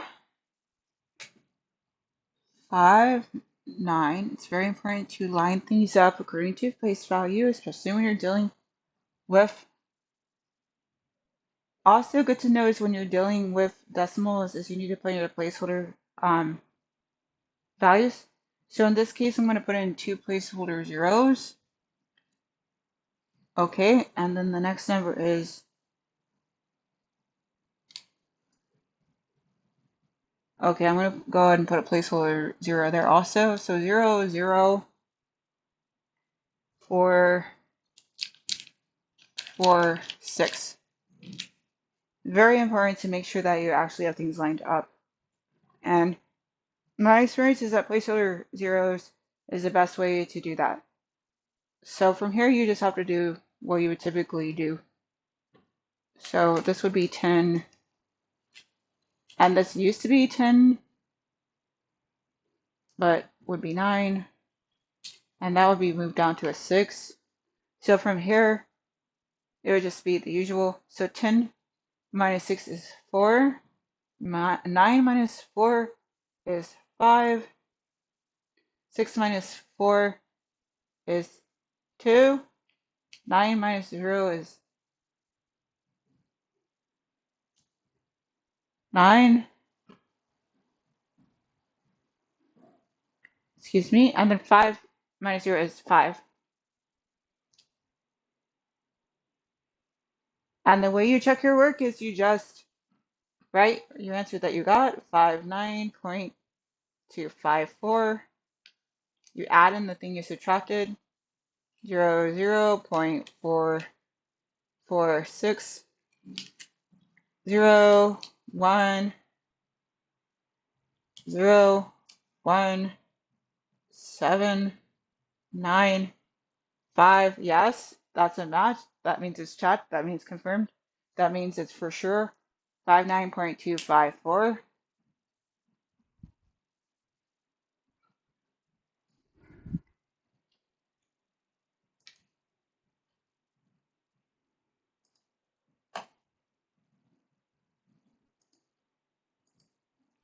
Which is 5 and 9 point, and then 254.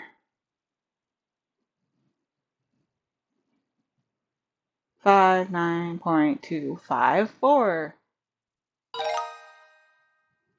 Next, solve the system of equations. Take a good look at it. Okay, switching cameras.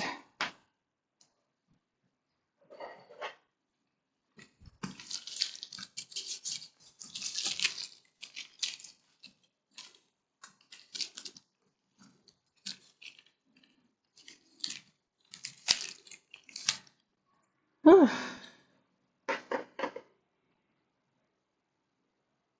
Okay.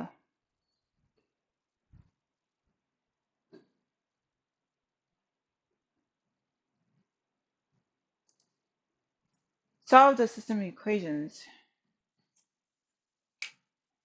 Negative 4y plus 11x minus 67 equals 0. 2y plus 5x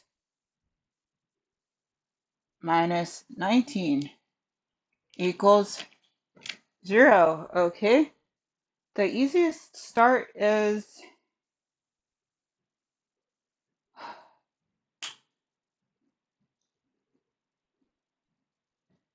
taking that second line and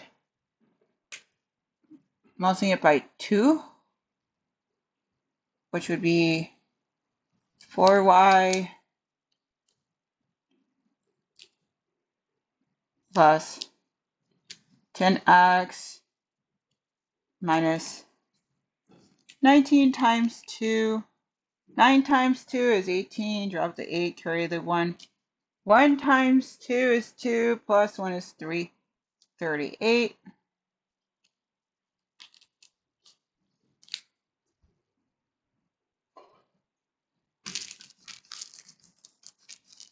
Okay, write the top one here at this part. Negative 4y plus 11x minus 67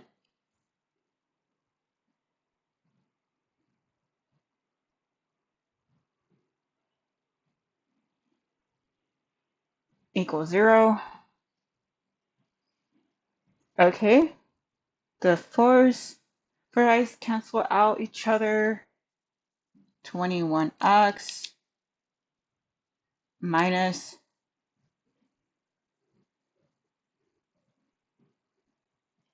so we have written in the minus, so that part holds. So now we can consider these numbers as the same thing as saying 38 plus 67. 8 plus 7 is 15. You drop the 5. You carry the 1. 3 plus 6 is 9 plus 1 is 10. That's 105.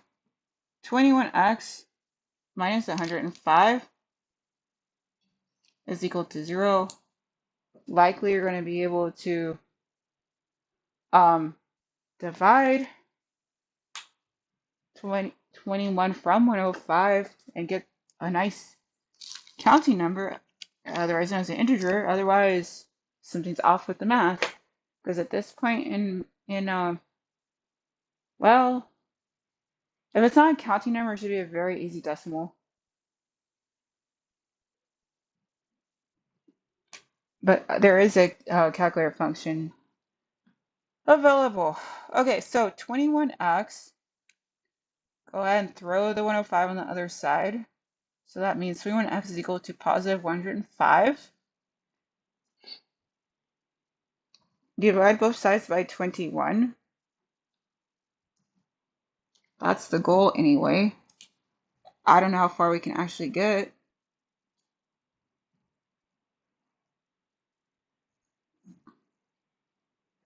21 is the same thing as saying 7 times 3.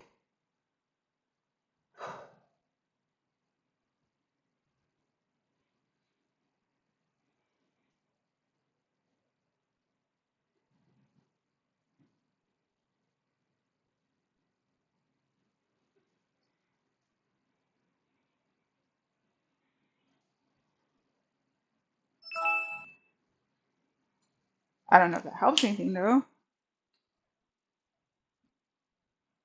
Oh, hi Renardina. I'm just doing math on my wall.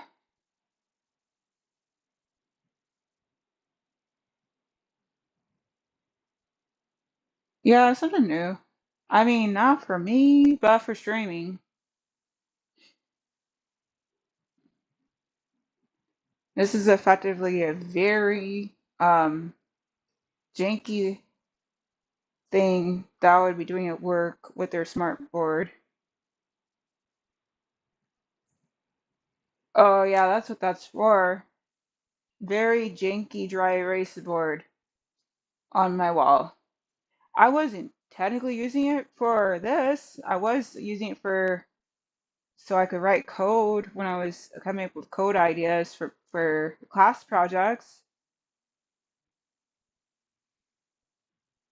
I would write up there and I would take pictures. And it kind of fell out of use since I graduated, but I keep it up for opportunities like this or when I am doing coding again. I'm too poor to afford the regular kind, so and I do have some smaller versions, not I don't, but I like being able to stand up. I got in this habit back when I was in junior college, when I was first starting the journey to get into grad school, and I just enjoy standing up nicely and writing on the wall, but you know, not actually. Okay, I'm gonna go ahead and use the calculator because I'm not quite remembering if that actually works 105 divided by 21, if that'll end up providing an integer or not.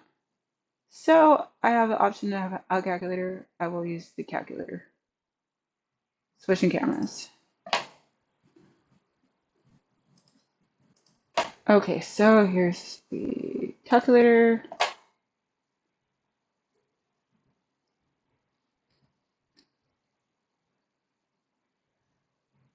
Computer screen is free after you have one.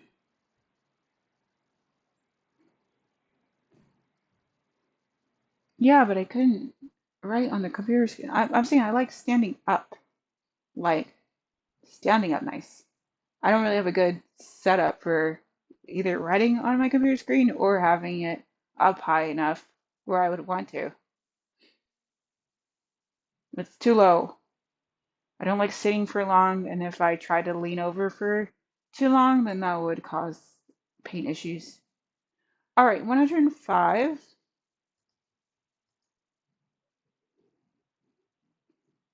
I like staying up and active. Tends to keep the pain down. 21. Oh, 5, of course. Great. Okay, so that checks. Okay, so x is 5, and then you just got to go back, plug the 5 in.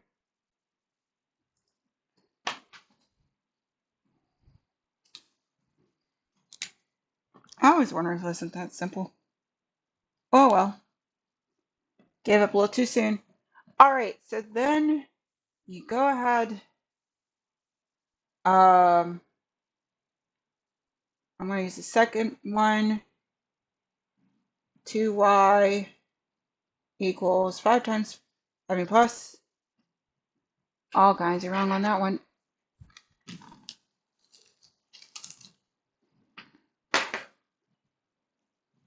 Two y.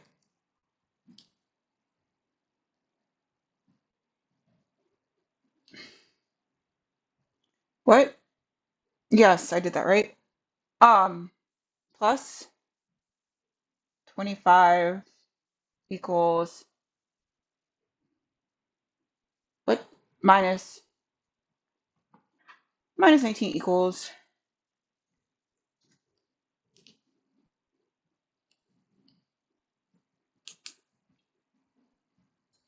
Okay, 25 minus 15 is just 10 minus 4 more equals 6. 2y plus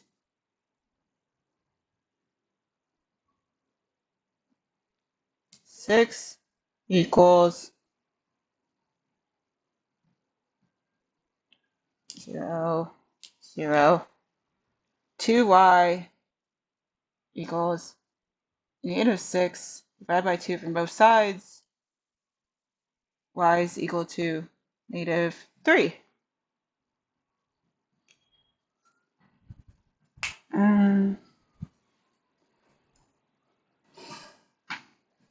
Okay.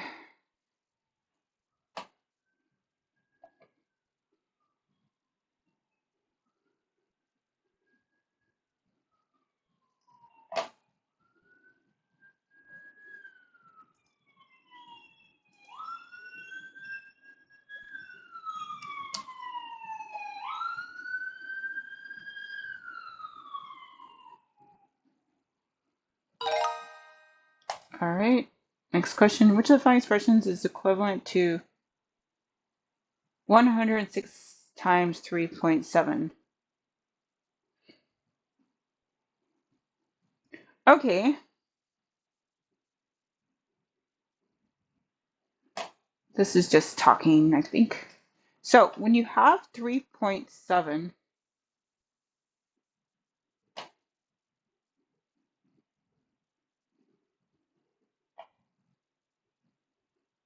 nah, I'll switch cameras.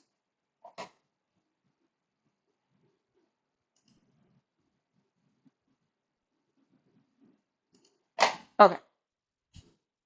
So it's a place value problem, effectively.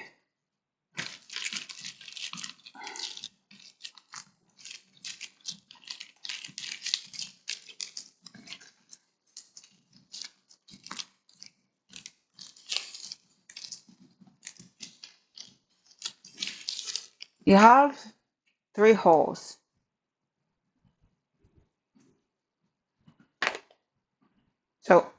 So when dealing with 3.7,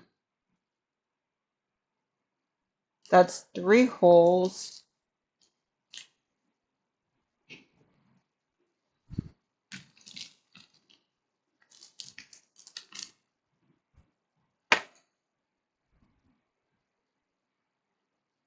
You have 3.7.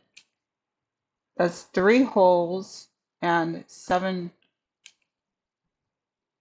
tenths.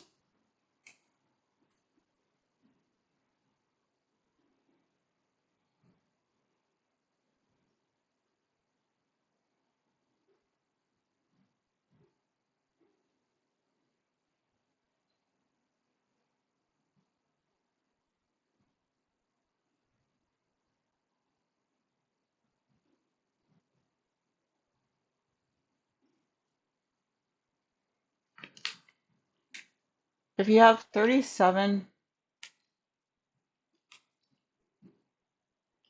divided by 10,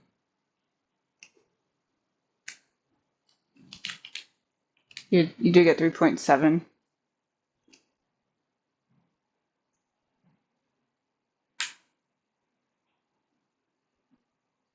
If you had 100,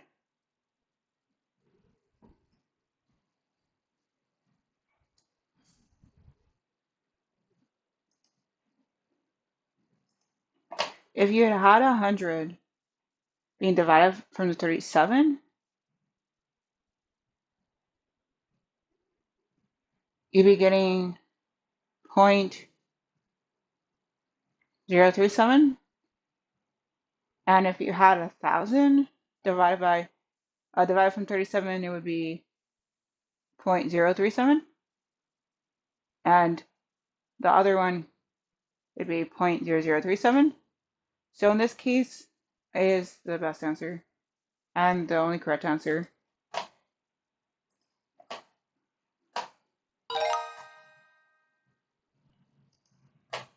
Okay, quadrants.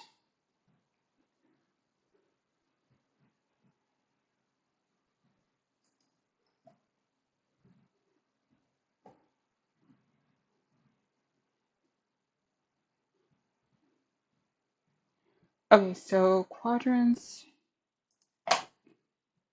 Where is -5, -9 located? Okay, quick rundown about quadrants. Very simple when you remember. Takes time to remember though. One of the few things I remembered about that phase of my math career back in high school.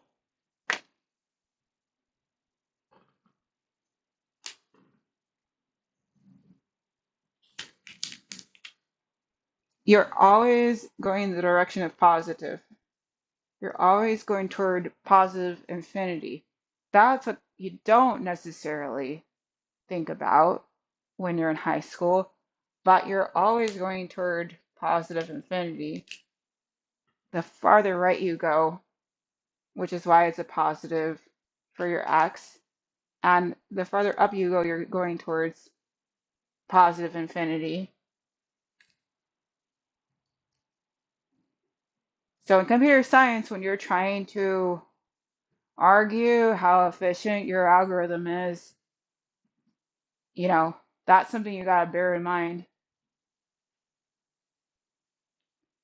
Like as things get closer as far as what k is, as far as your data input, as that goes more and more toward infinity, then you have to kind of consider what the time relation is, like how fast or slow that also goes towards infinity. But either way, you're dealing with quadrant 1 when you're thinking of those terms of trying to determine the efficiency of an algorithm.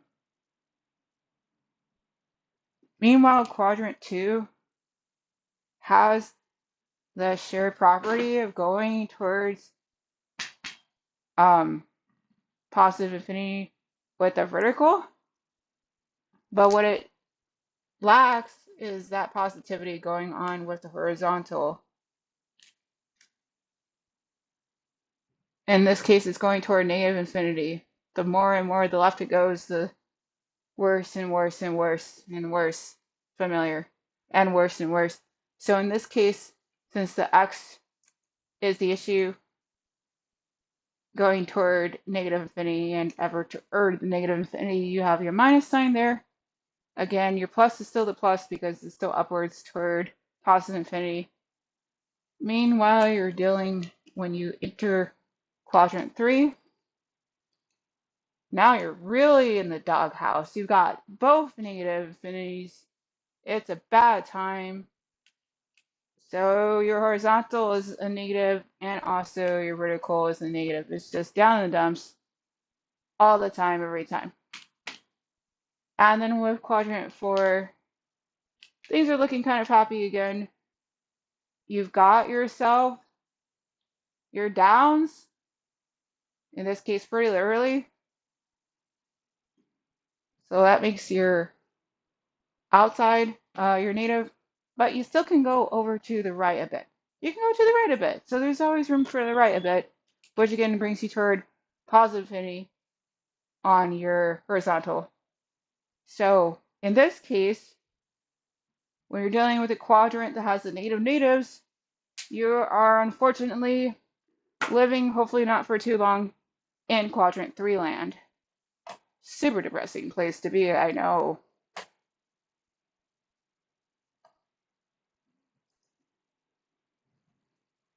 So since I forgot to put that on camera, I'll just go through it again. Here's your positive infinities. Your positive infinities, everything's a wonder bar. You get little issues. Quadrant 1 is awesome. Quadrant 2 is eh. You got your positive ups, get your highest ups, but your low lefts. Then you got your quadrant 3, everything is just awful. Just the worst. Negative, negative, everything coming up negative. Quadrant 3. Quadrant 4 is good again. Because although the downs are there, you still can go right toward progress, right toward progress, right toward something positive. In this case, infinity.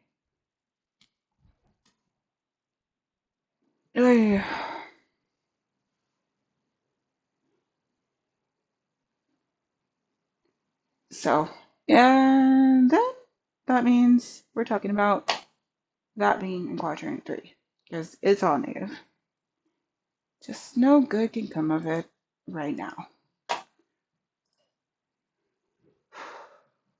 And the only reason why I'd be on axis is if there's a 0 involved. The x-axis means that the first number is a 0. The y-axis means the second number is a 0. In this case, it's definitely quadrant 3. Okay, solve for x. Oof.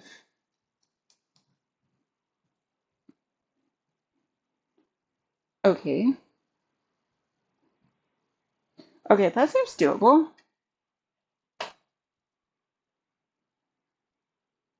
We'll try it. We'll try it.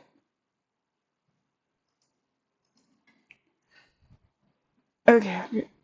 How am I having a wet foot? I don't have anything wet. That's okay. I don't know. That's weird. Okay. I literally don't have any water here. I only keep water in here when I keep water in here, and I don't currently have water in here. But my foot is wet. That doesn't make any sense. What? Why is my foot wet? Sorry, I don't do wet feet very well, except for if I'm having a shower. And for some reason, my sock is just very wet. And I don't think I'm sweating, but I don't know what I was stepped in. I don't have water in here. Oh, I do not do wet feet. Ugh. Okay, that is weird. Okay, whatever. Alright, so.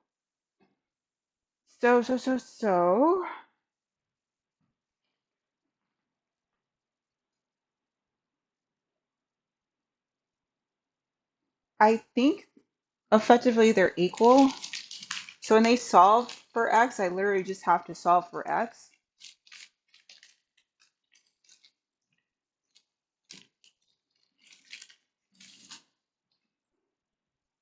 I think. I guess we'll see. Okay. So 5x plus,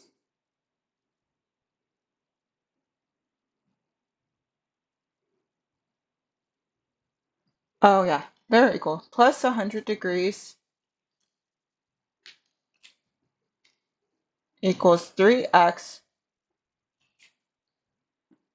plus 112 degrees.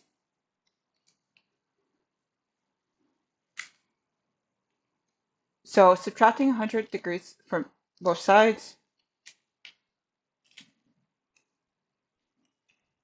5x equals 3x plus 12 degrees.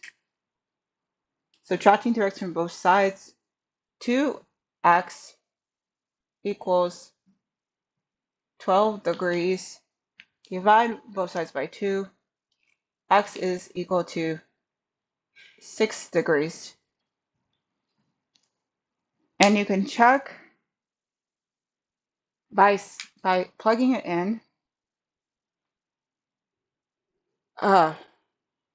So if you say 5 times 6, that's 30,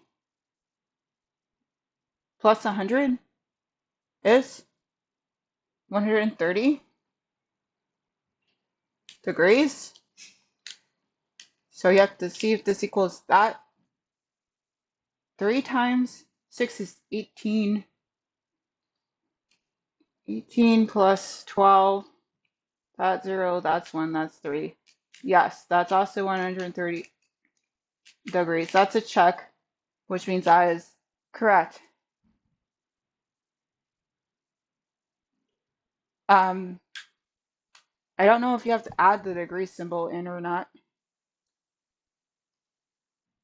Let's just assume you don't.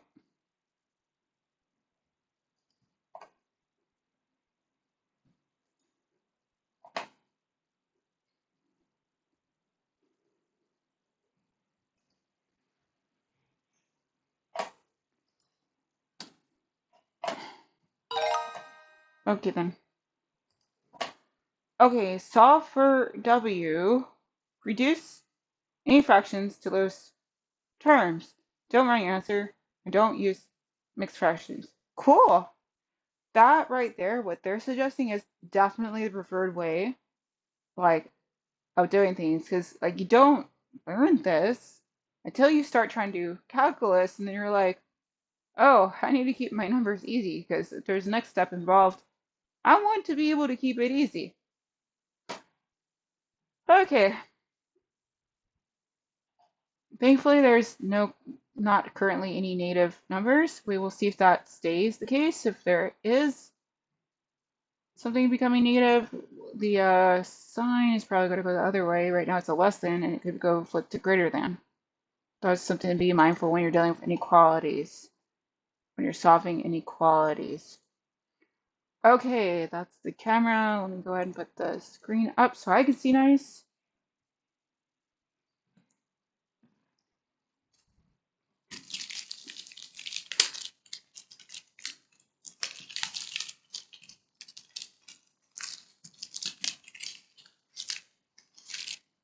Alrighty, so we're dealing with 53. I don't think it's well. Oh, maybe. I guess I might have bumped into my air thing by accident. Alright, anyway. 53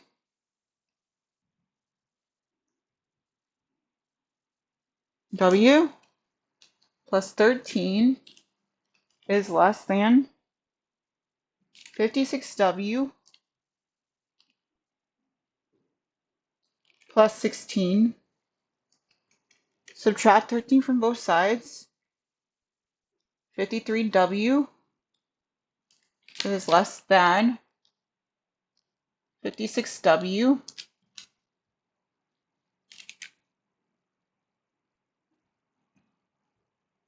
plus 3. Subtracting 56 from both sides, which means you do have to make the flip the direction of the sign because you're dealing with negative 3W. 3. So negative 3W is greater than 3. Then you divide both sides by negative 3.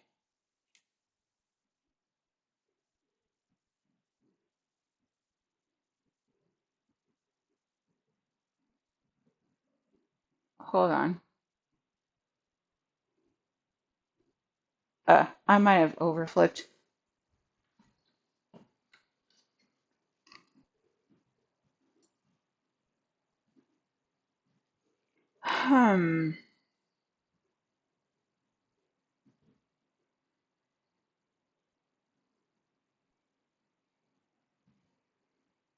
I know flipping happens.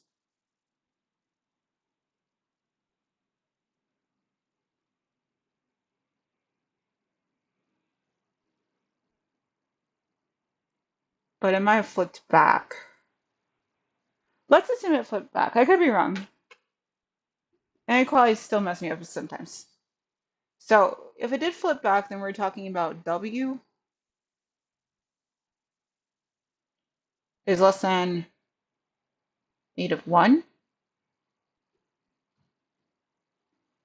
But if we weren't supposed to flip, then it would be w is greater than -1.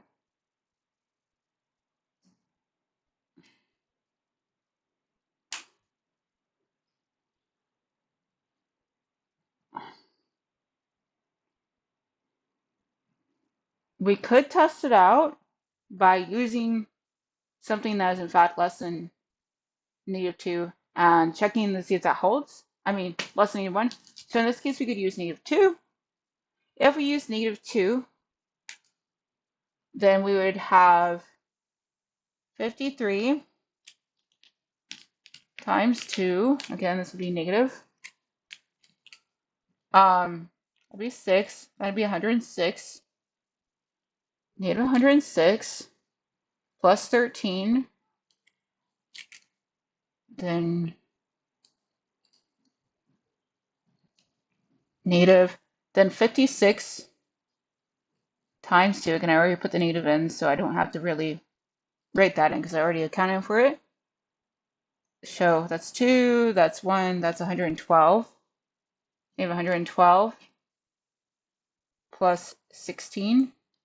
So then the question becomes, is this a correct statement once I finish doing the math? This is negative. I accounted for that, so I can see 106 minus 13. So that's 3. That's 9. -93. Is this in fact less than that guy? Again, we're still talking about negative. 112 minus 16, because I already accounted for the negative sign. It's called 12. It's called 6. It's called 10. That's called 9. 96.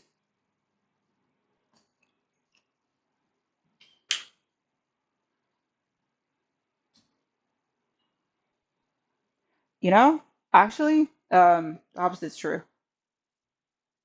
The -96, because again, the greater number would actually be the -93, would be actually greater. And the way to confirm this is I could now use a number that's greater than -1, in this case 0, and that would be 13.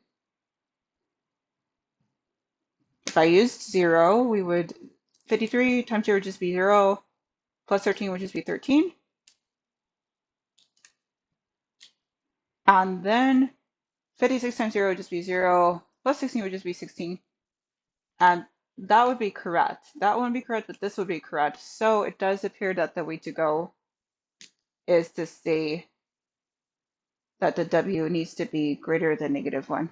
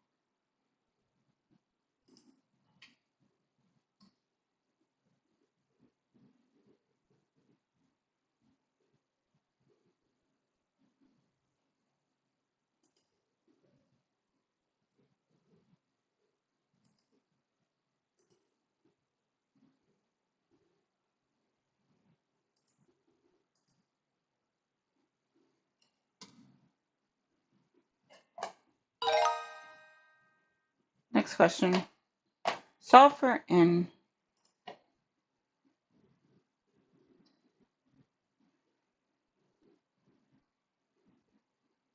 Okay, solve for n. Hi, Muhammad. Thank you for the information.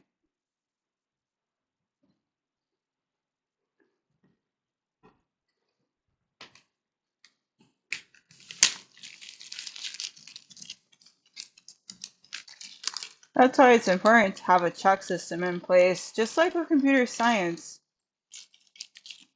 Sanity checks are very important to do. I'm a firm believer in that.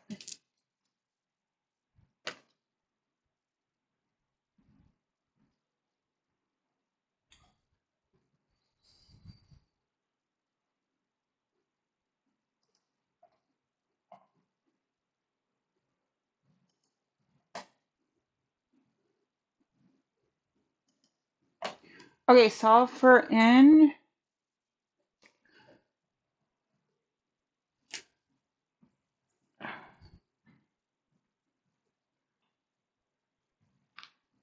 Z 2 c to the power 2 raised to the power of n equals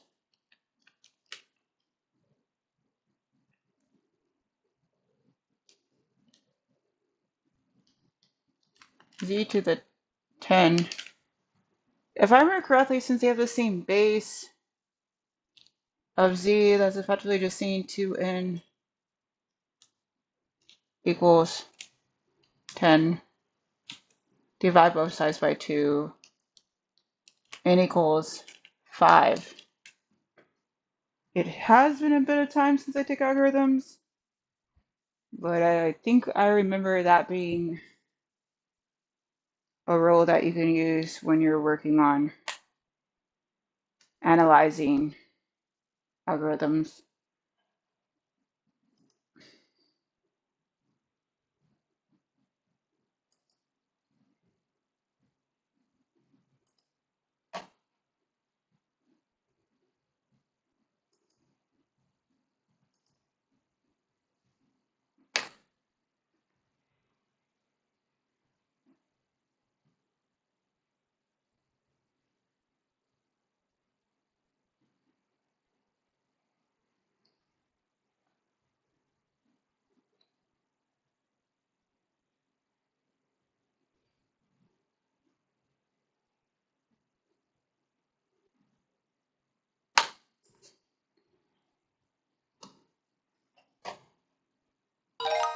Okay, great.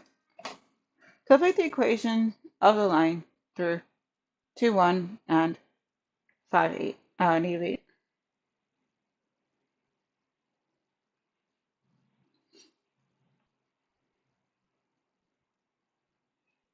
I feel like that's y equals mx plus b.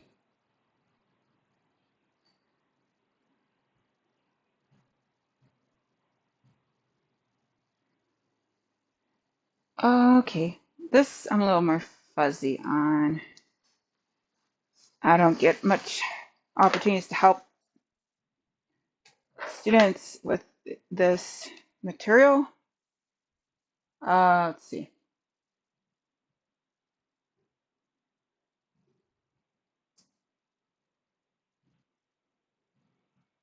Y equals mx plus b.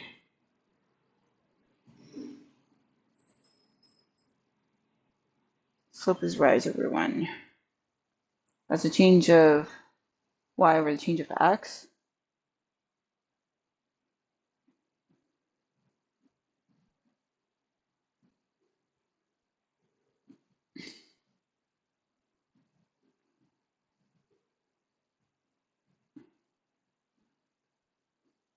And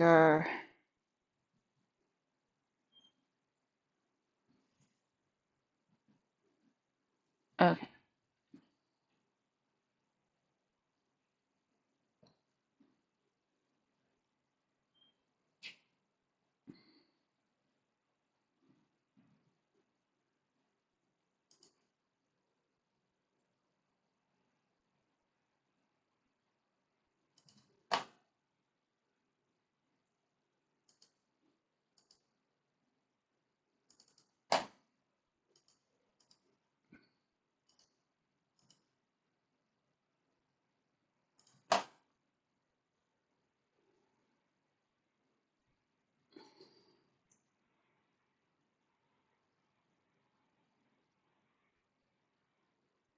Okay, so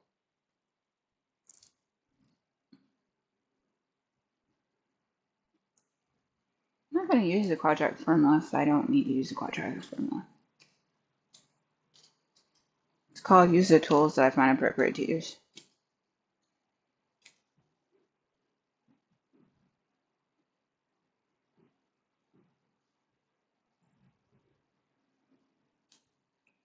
That's just overkill. Okay, focusing on this part.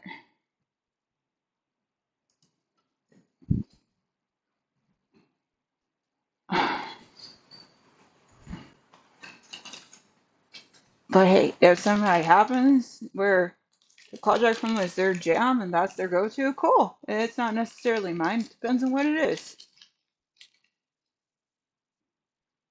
Okay. So we have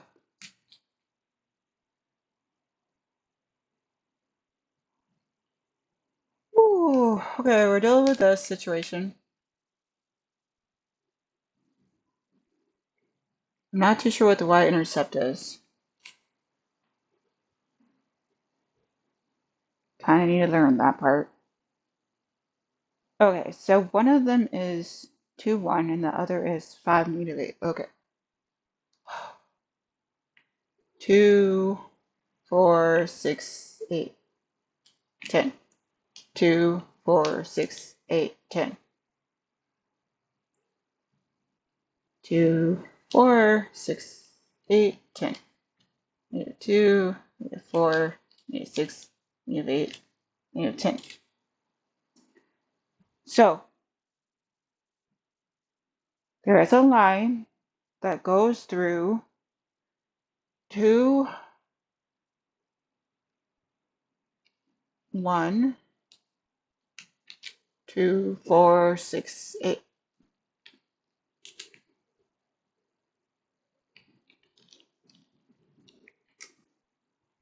And it goes through 5, -8. 5,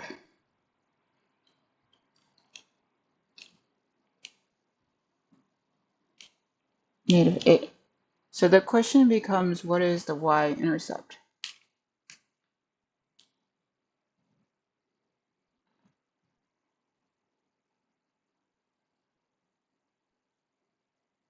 Additionally, the rate of change, rise over run,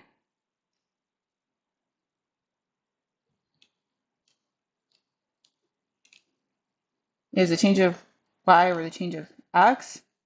In this case, we're dealing with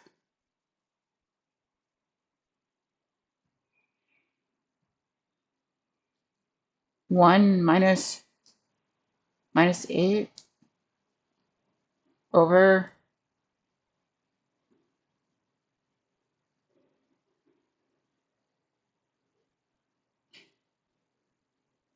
or is it -8 -1?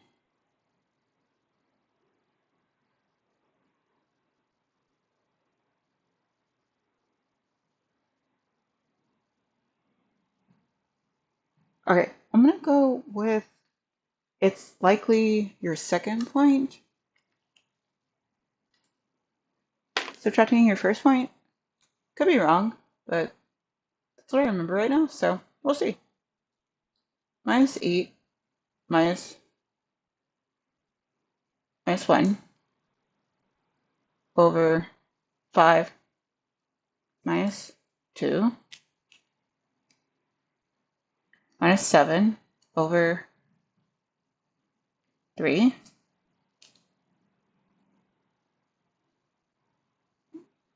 would be m, the slope,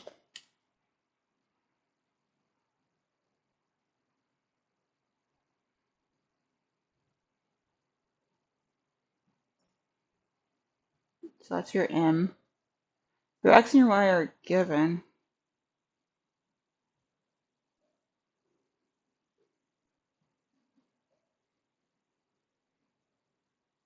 Or is it though? Y equals mx plus b.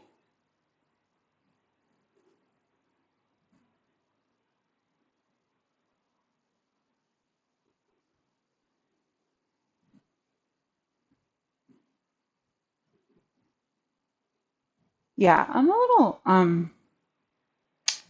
off on this one. This one's throwing me. Not gonna lie, throwing me for a loop.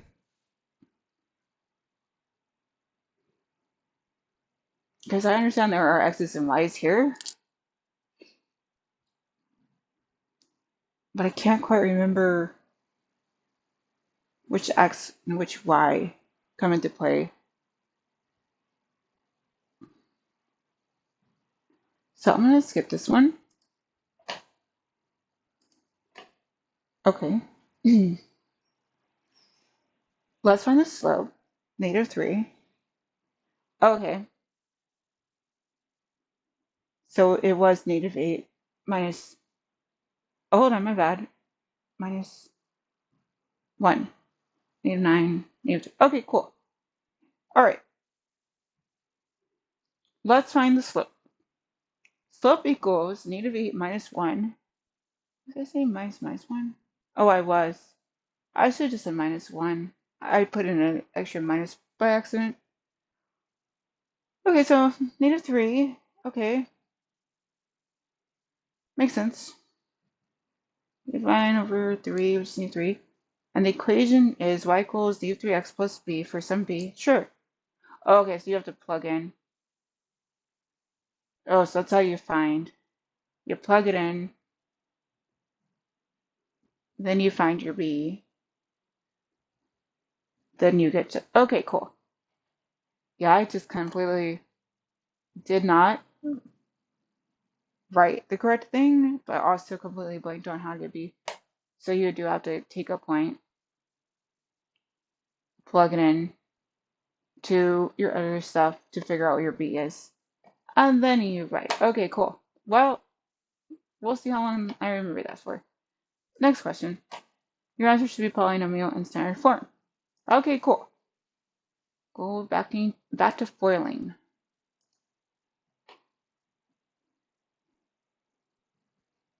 Oh, sorry, I forgot to show the screen. I don't think I can go back to that screen. My apologies. All right.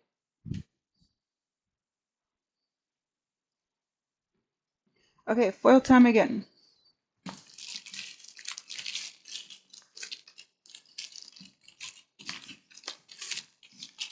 Okay, so this is saying -6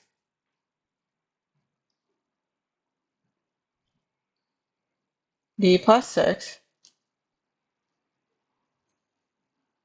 2d minus 2 equals. So again, you're dealing with your -6d times your positive 2d. That's your first. Plus your -6d plus times your -2. That's your outer. Plus your 6 times your 2d. That's your inner. And then plus your last, which is 6 times -2. So what you have is -12d squared minus plus 12d plus 12d minus 12, which is the same as saying -12d squared plus 24d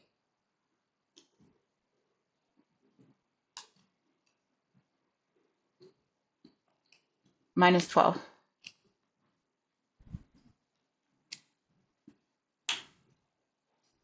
Okay.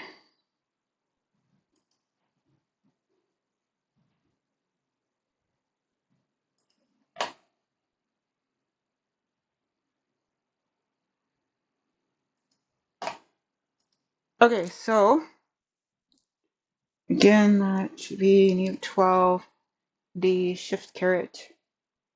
Get the 2 right arrow. 24d minus 12. No?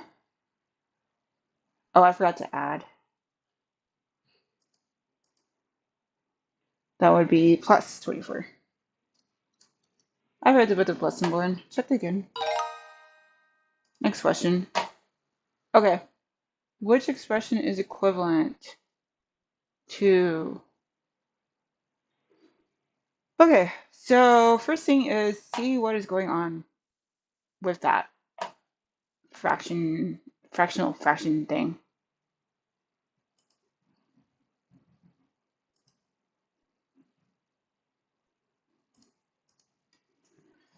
Okay, so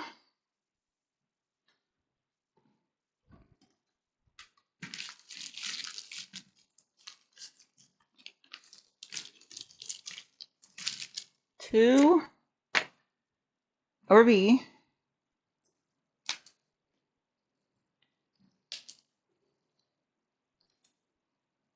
plus 2 over a. Oh, that's over 2 over ab. So that's the same thing as saying 2 over b plus 2 over a times ab over 2,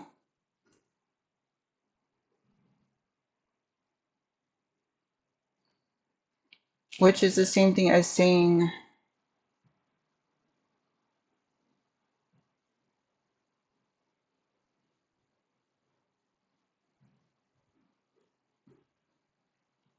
2 over b plus 2 over a times a ab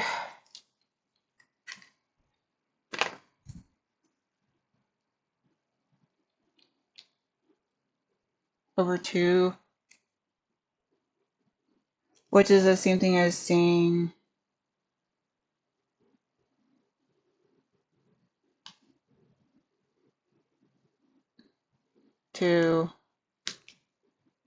1 over b times 1 over b plus 1 over a ab over 2, which is the same thing as saying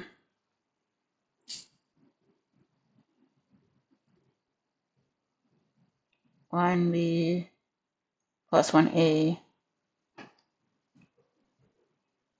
times ab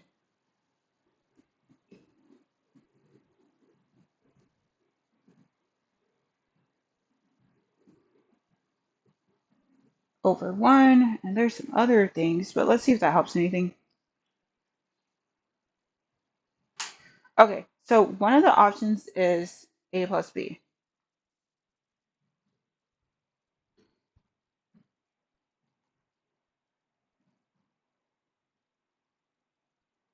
Yeah, I don't see that.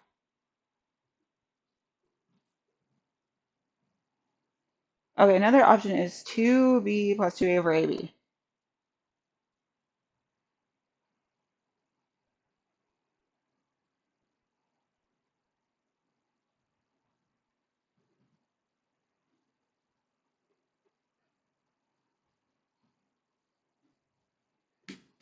No, because if you flip it,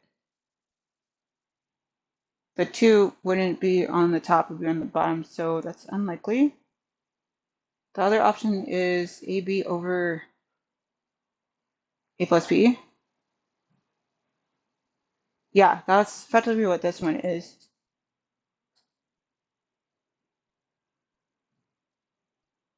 And the other option D is A plus B over AB.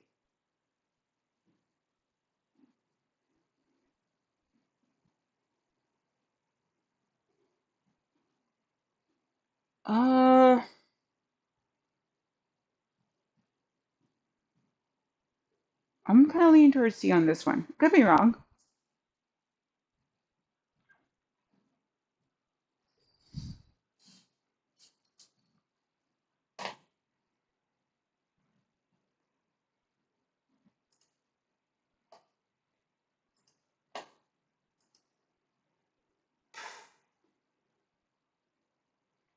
All right, so I'm leaning towards you on this one, but again, probably wrong.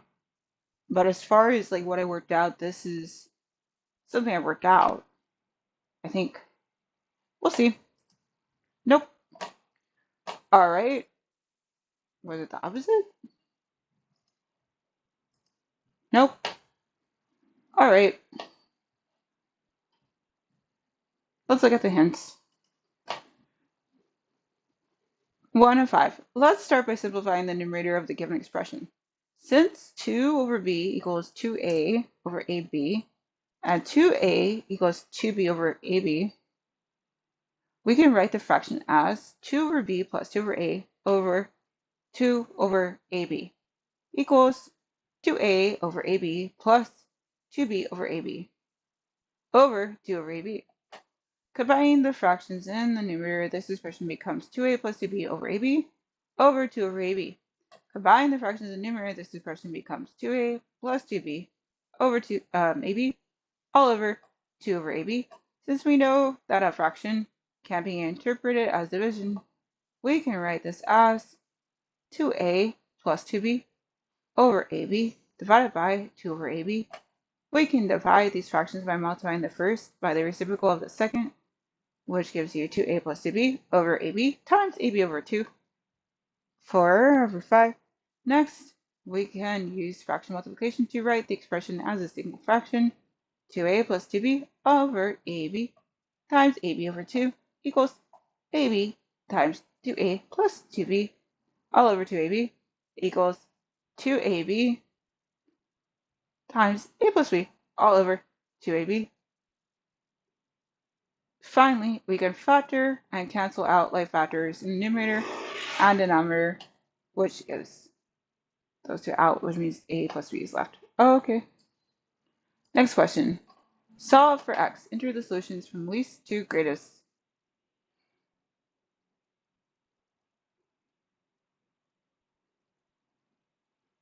Okay, that sounds cool.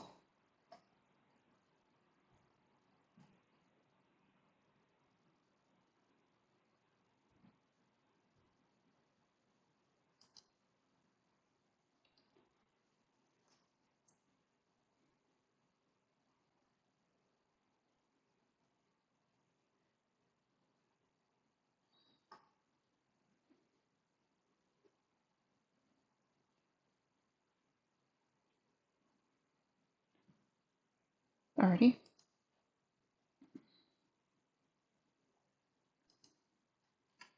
Okay, so solve for x. Enter the solutions from least to greatest.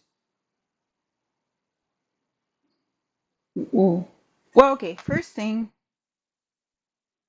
is to write it down. The second thing is divide everything by 5.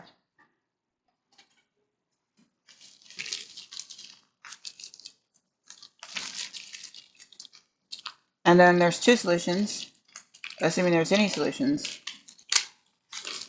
The fact that they're giving you the option about listening greater seems to denote that there is a solution, at least one. And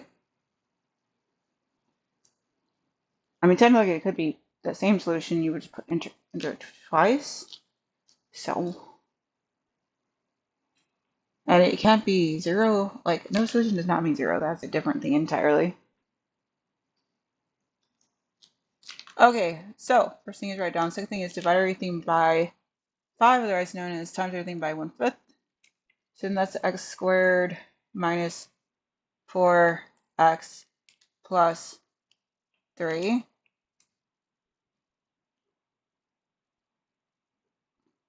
Okay, so we're talking about 1 times 3 is 3. So the only thing that makes sense for that is 3 and 1. Because, yeah, 3 and 1. So I'm pretty sure, and it's got to be negative 4. So x minus 3 times x minus 1. And then to check, you just do x squared. That's true. X times x is x squared. Then x times 1 is negative x. And negative 3 times x is negative 3x. And negative 3 times negative 1 is positive 3. So that does end up panning out to equaling x squared minus 4x plus 3, which is what we needed. So we are having negative 3 and negative 1. But when you solve in order to get the answer, you have to see what x equals. So in this case, the lesser one is 1 and the greater one is 3.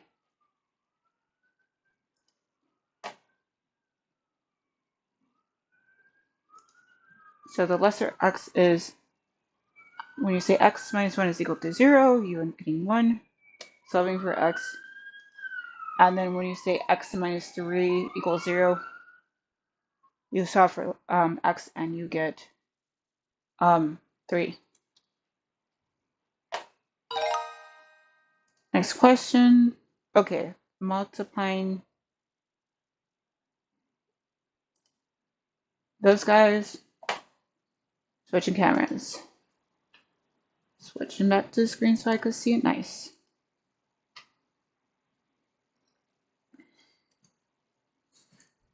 Okay.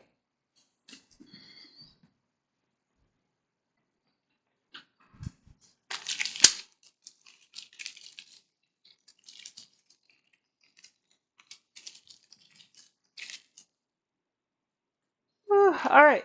7 times 4.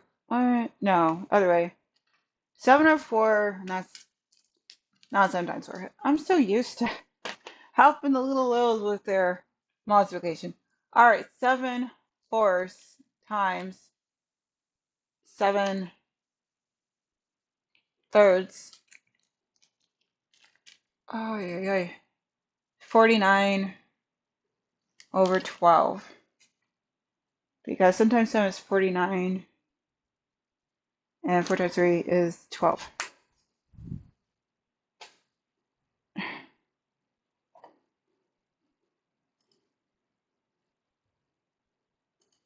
Okay.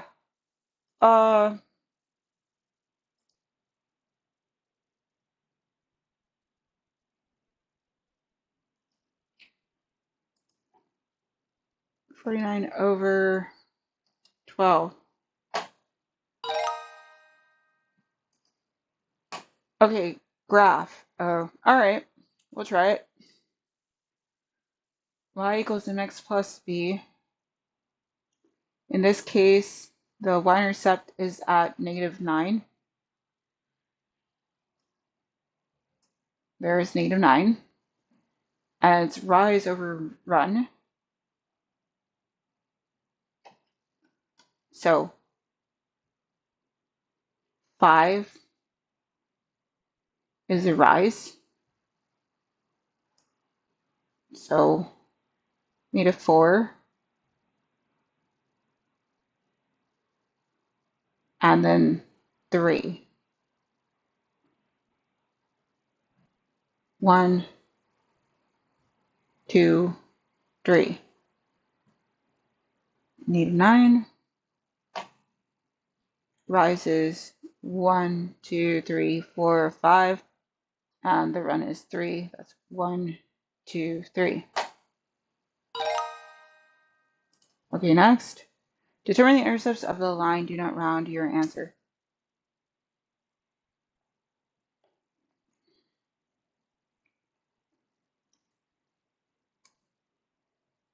Oh, okay. Y equals mx plus b. Oh, okay.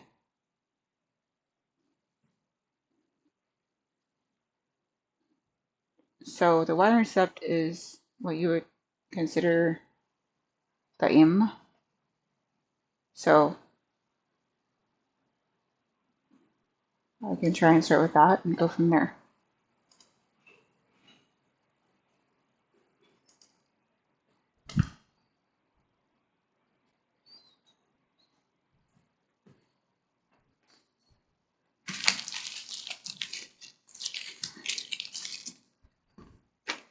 Okay,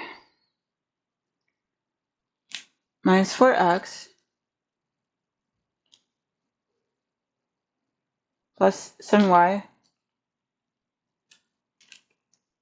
equals 3. Okay, y equals mx plus b. 7y equals 3 plus 4x. 7y equals 4x plus 3. Y equals 4x. 4 over 7x plus 3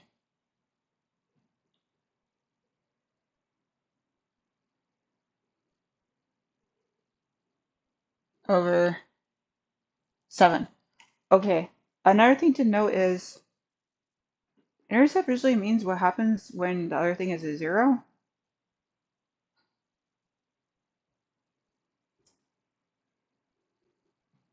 Oh, okay. So when y is 0, what does x equal? Okay, so if we think of it that way, we have -4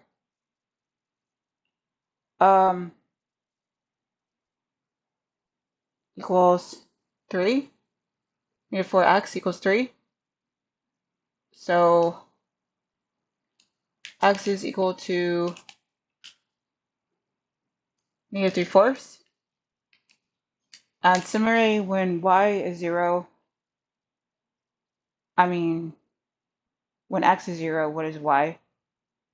Okay, so 7y equals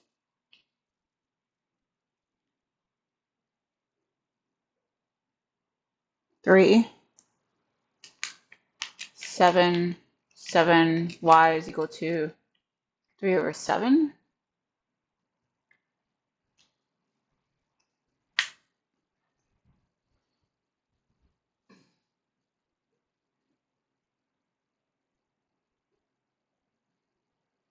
Okay, maybe. Okay, x-intercept means y is 0. When y is 0, where does it hit on the x-axis? So x is likely not 0 in this case.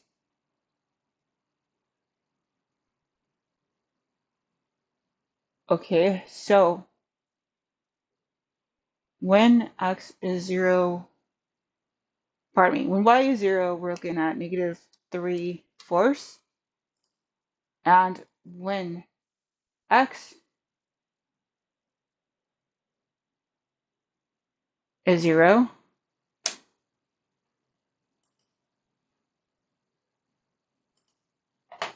we're looking at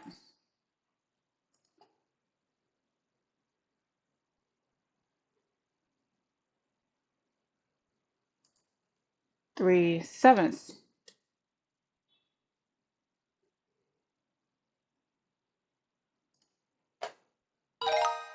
Okay, great. Expand. Polynomial in standard form.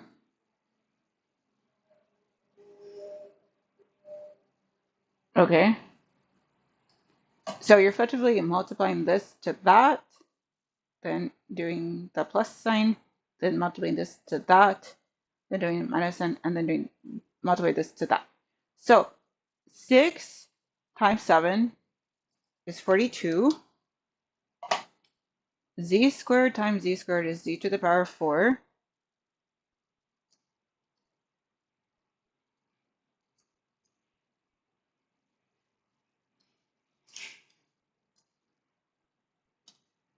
then plus, then 6 times 3 is 18, then z squared times z is z cubed,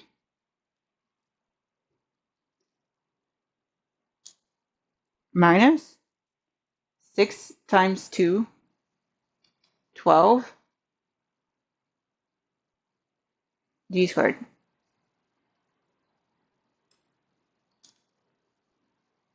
Forty-two z to the power of 4 plus 18 z cubed minus 12 z squared. Check. Next question. The square below represents one whole. What percent is represented by the shaded area? Oh, it's almost all of it. Okay, how many is missing? 8. 92%. 92. Oh. Check. Next. Which ordered pair is the solution of the equation?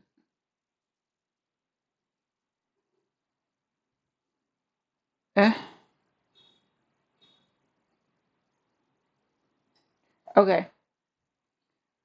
Checking is this is like the easiest thing because you just have to plug in and see if you can get something that makes sense.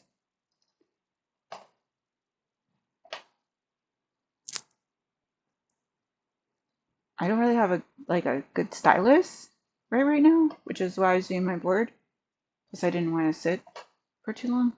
So I'm gonna try to do this really rough with my mouse. But effectively you're seeing 2 times 2, which is 4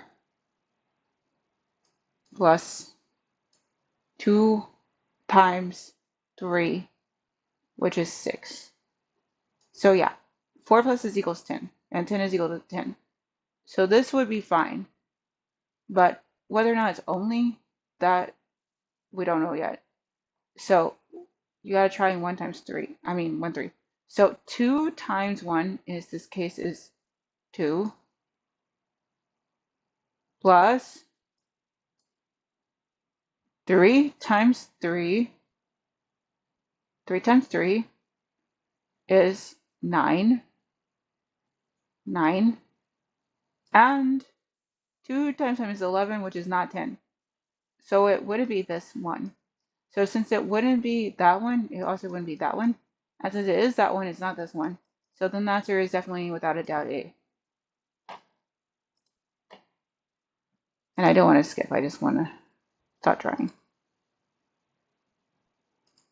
Okay, so A.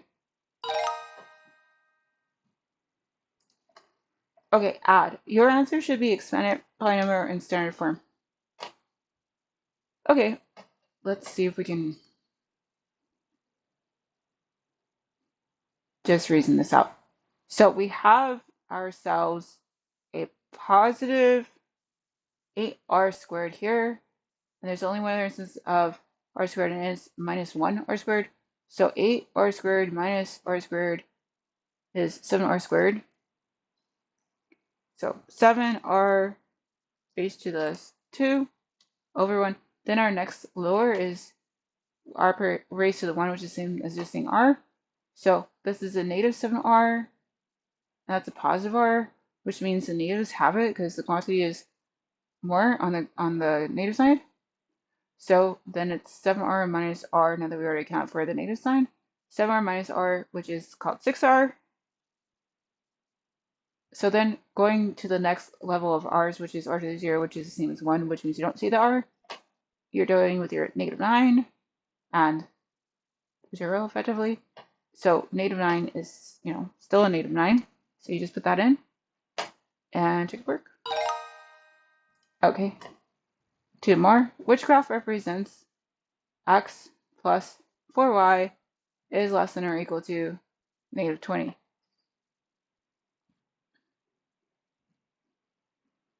So the best way to note that, it says say greater than or equal to negative 20.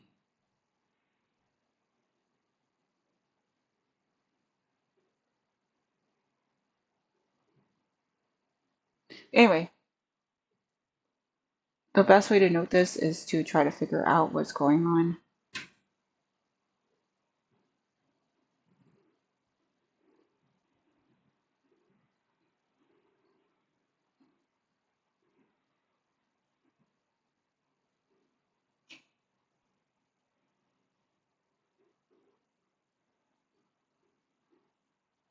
Okay, so we have a plus 4y going on. We don't know. Very slow.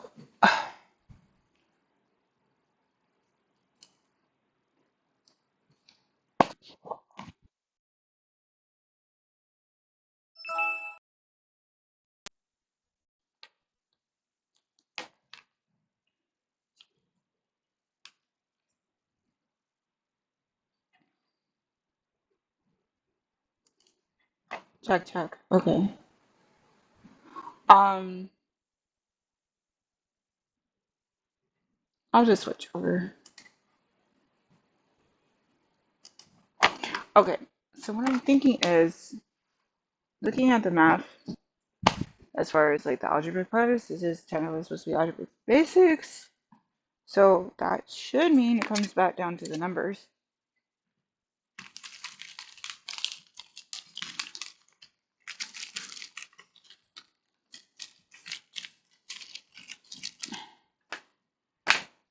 So if that's the case, we could figure x plus 4y.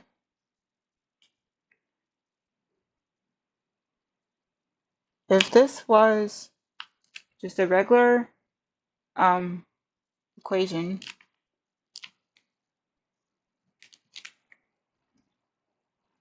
that would be 4y equals negative x minus 20, and everything multiplied by 1/4 would make it y equals negative 1/4 x minus 5. So I'm looking for a graph that has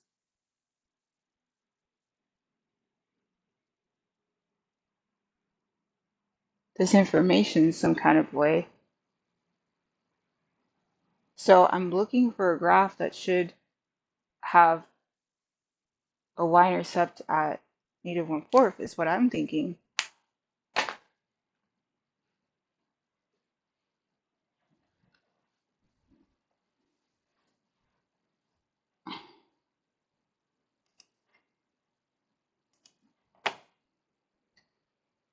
And my apologies, a y-intercept of negative 5 and a rise one that involves negative 1/4. So A could work because that has a negative 5.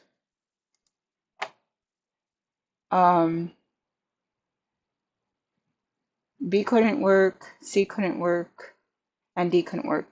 So then the other option involves having that rise over 1. So it has to go down 1 and to the right 4. So A doesn't go down. It goes to the right, but it doesn't go down. And D is going down and over. So I think it's D. Okay, cool. And then next question. Subtract. Okay, great. So I will show this because like that even in calculus too, people can get really tripped up over sign errors. Like it seems like such a simple mistake to make, but it is a very common mistake to make. And will throw your whole thing off.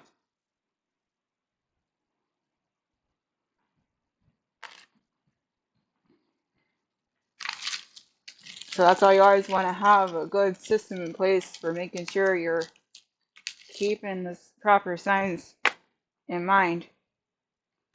So they say -7 minus -4, and they say to be subtracting.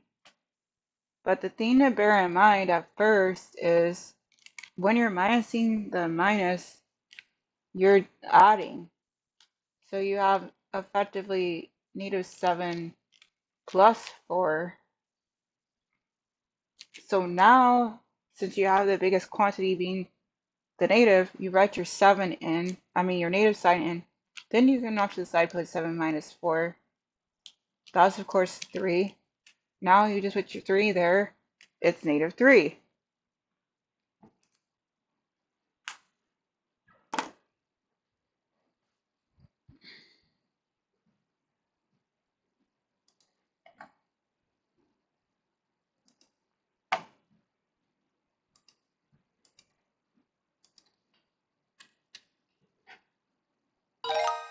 Alright, that's it. Show summary. Course mastery is 90%. Plus I actually worked toward getting a streak. That's kind of cool. So, I'm staying mastered with those guys. I didn't really do anything with subtracting polynomials or perfect squares.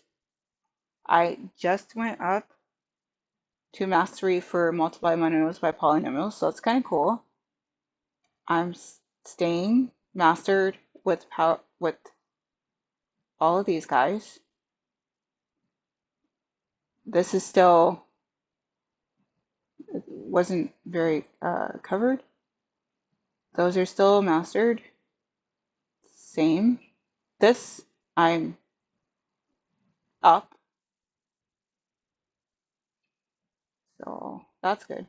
Okay, so now I gotta wonder what orange means. I know crayon means mastered. That,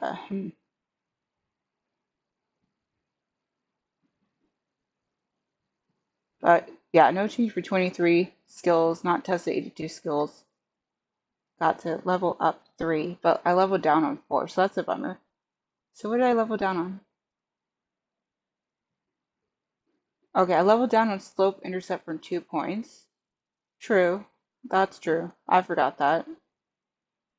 I went up on determine similar triangles. That's good.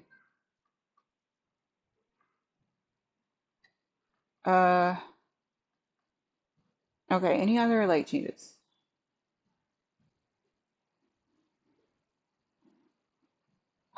Multiply binomials. I went down. That's a bummer. Um,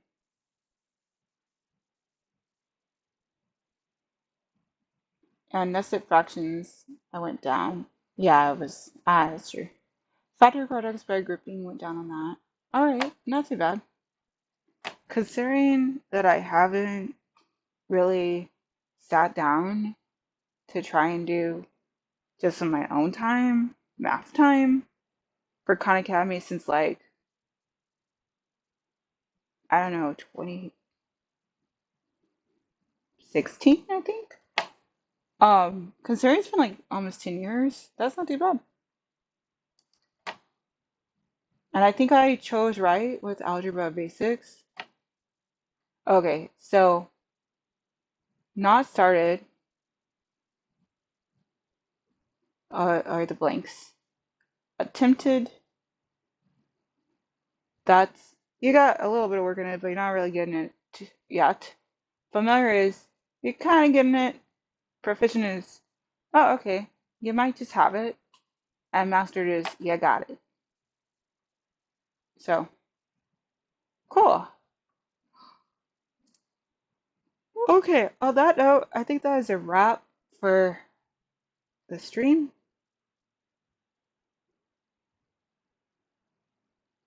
I'm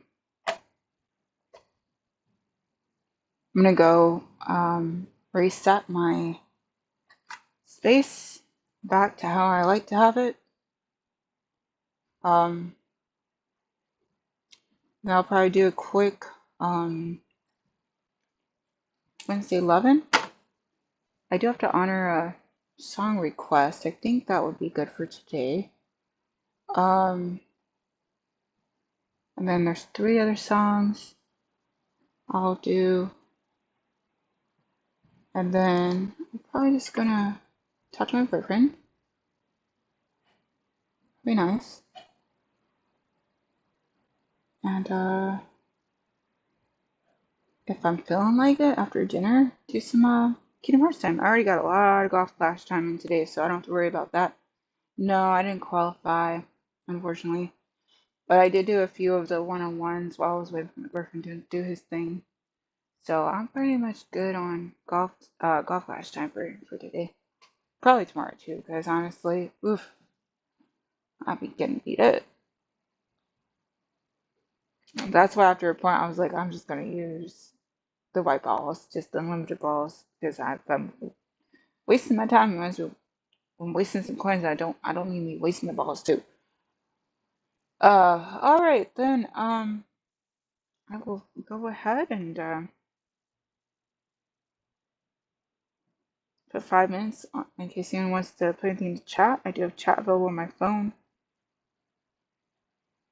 so then I'll close out the stream and take a quick break and shortly thereafter start up Wednesday 11 live. 5 minutes and 5, 4, 3, 2, 1.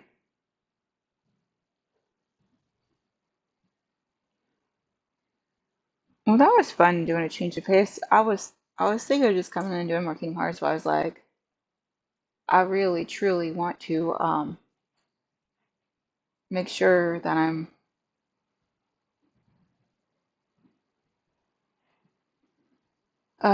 swear. Yeah, really want to make sure I'm paying attention to other things too, because there might be a future where I'm just not working at schools anymore for some reason or another.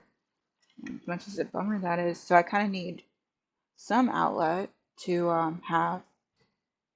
So this might be good for that some of the time. I don't know. But yeah, it doesn't really matter what if nobody wants to hear any of it. It's kind of depressing. So all I want to do is help people with their learning, and it just seems like I'm not very helpful at it.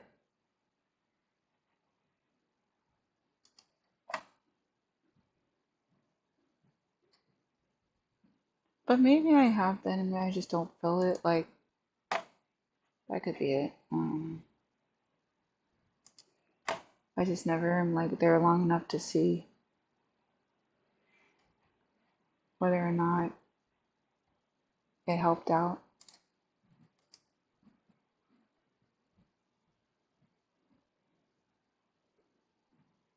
Anyway, TMI, TMI, TMI, all the dang time.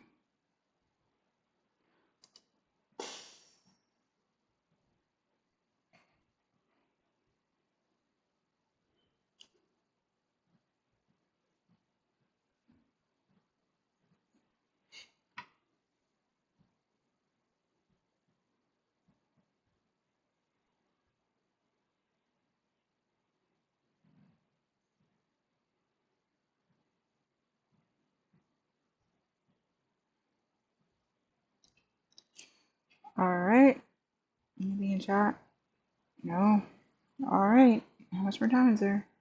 Alright, just over 2 minutes. We can put something in chat. This is a good opportunity for close out the stream.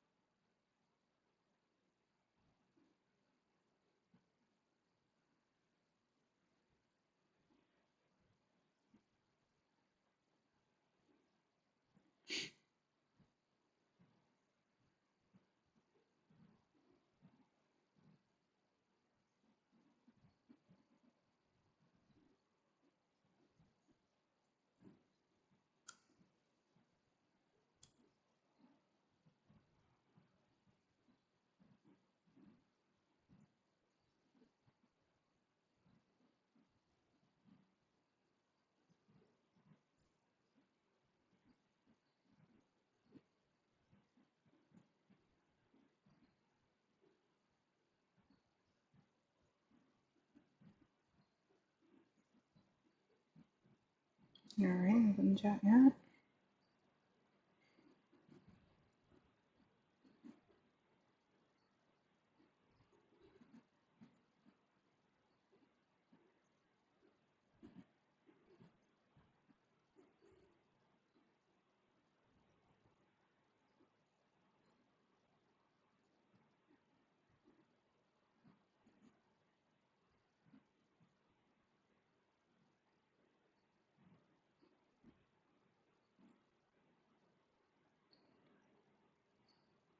I'm editing stuff while I'm waiting nicely.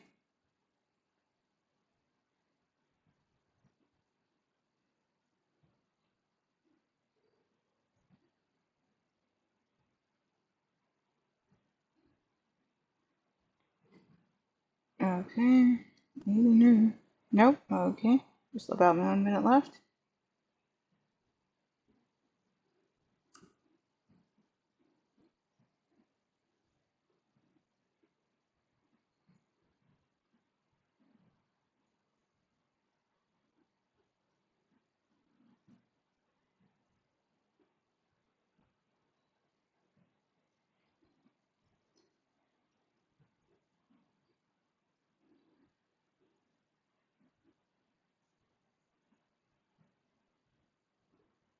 Okay, that is called time.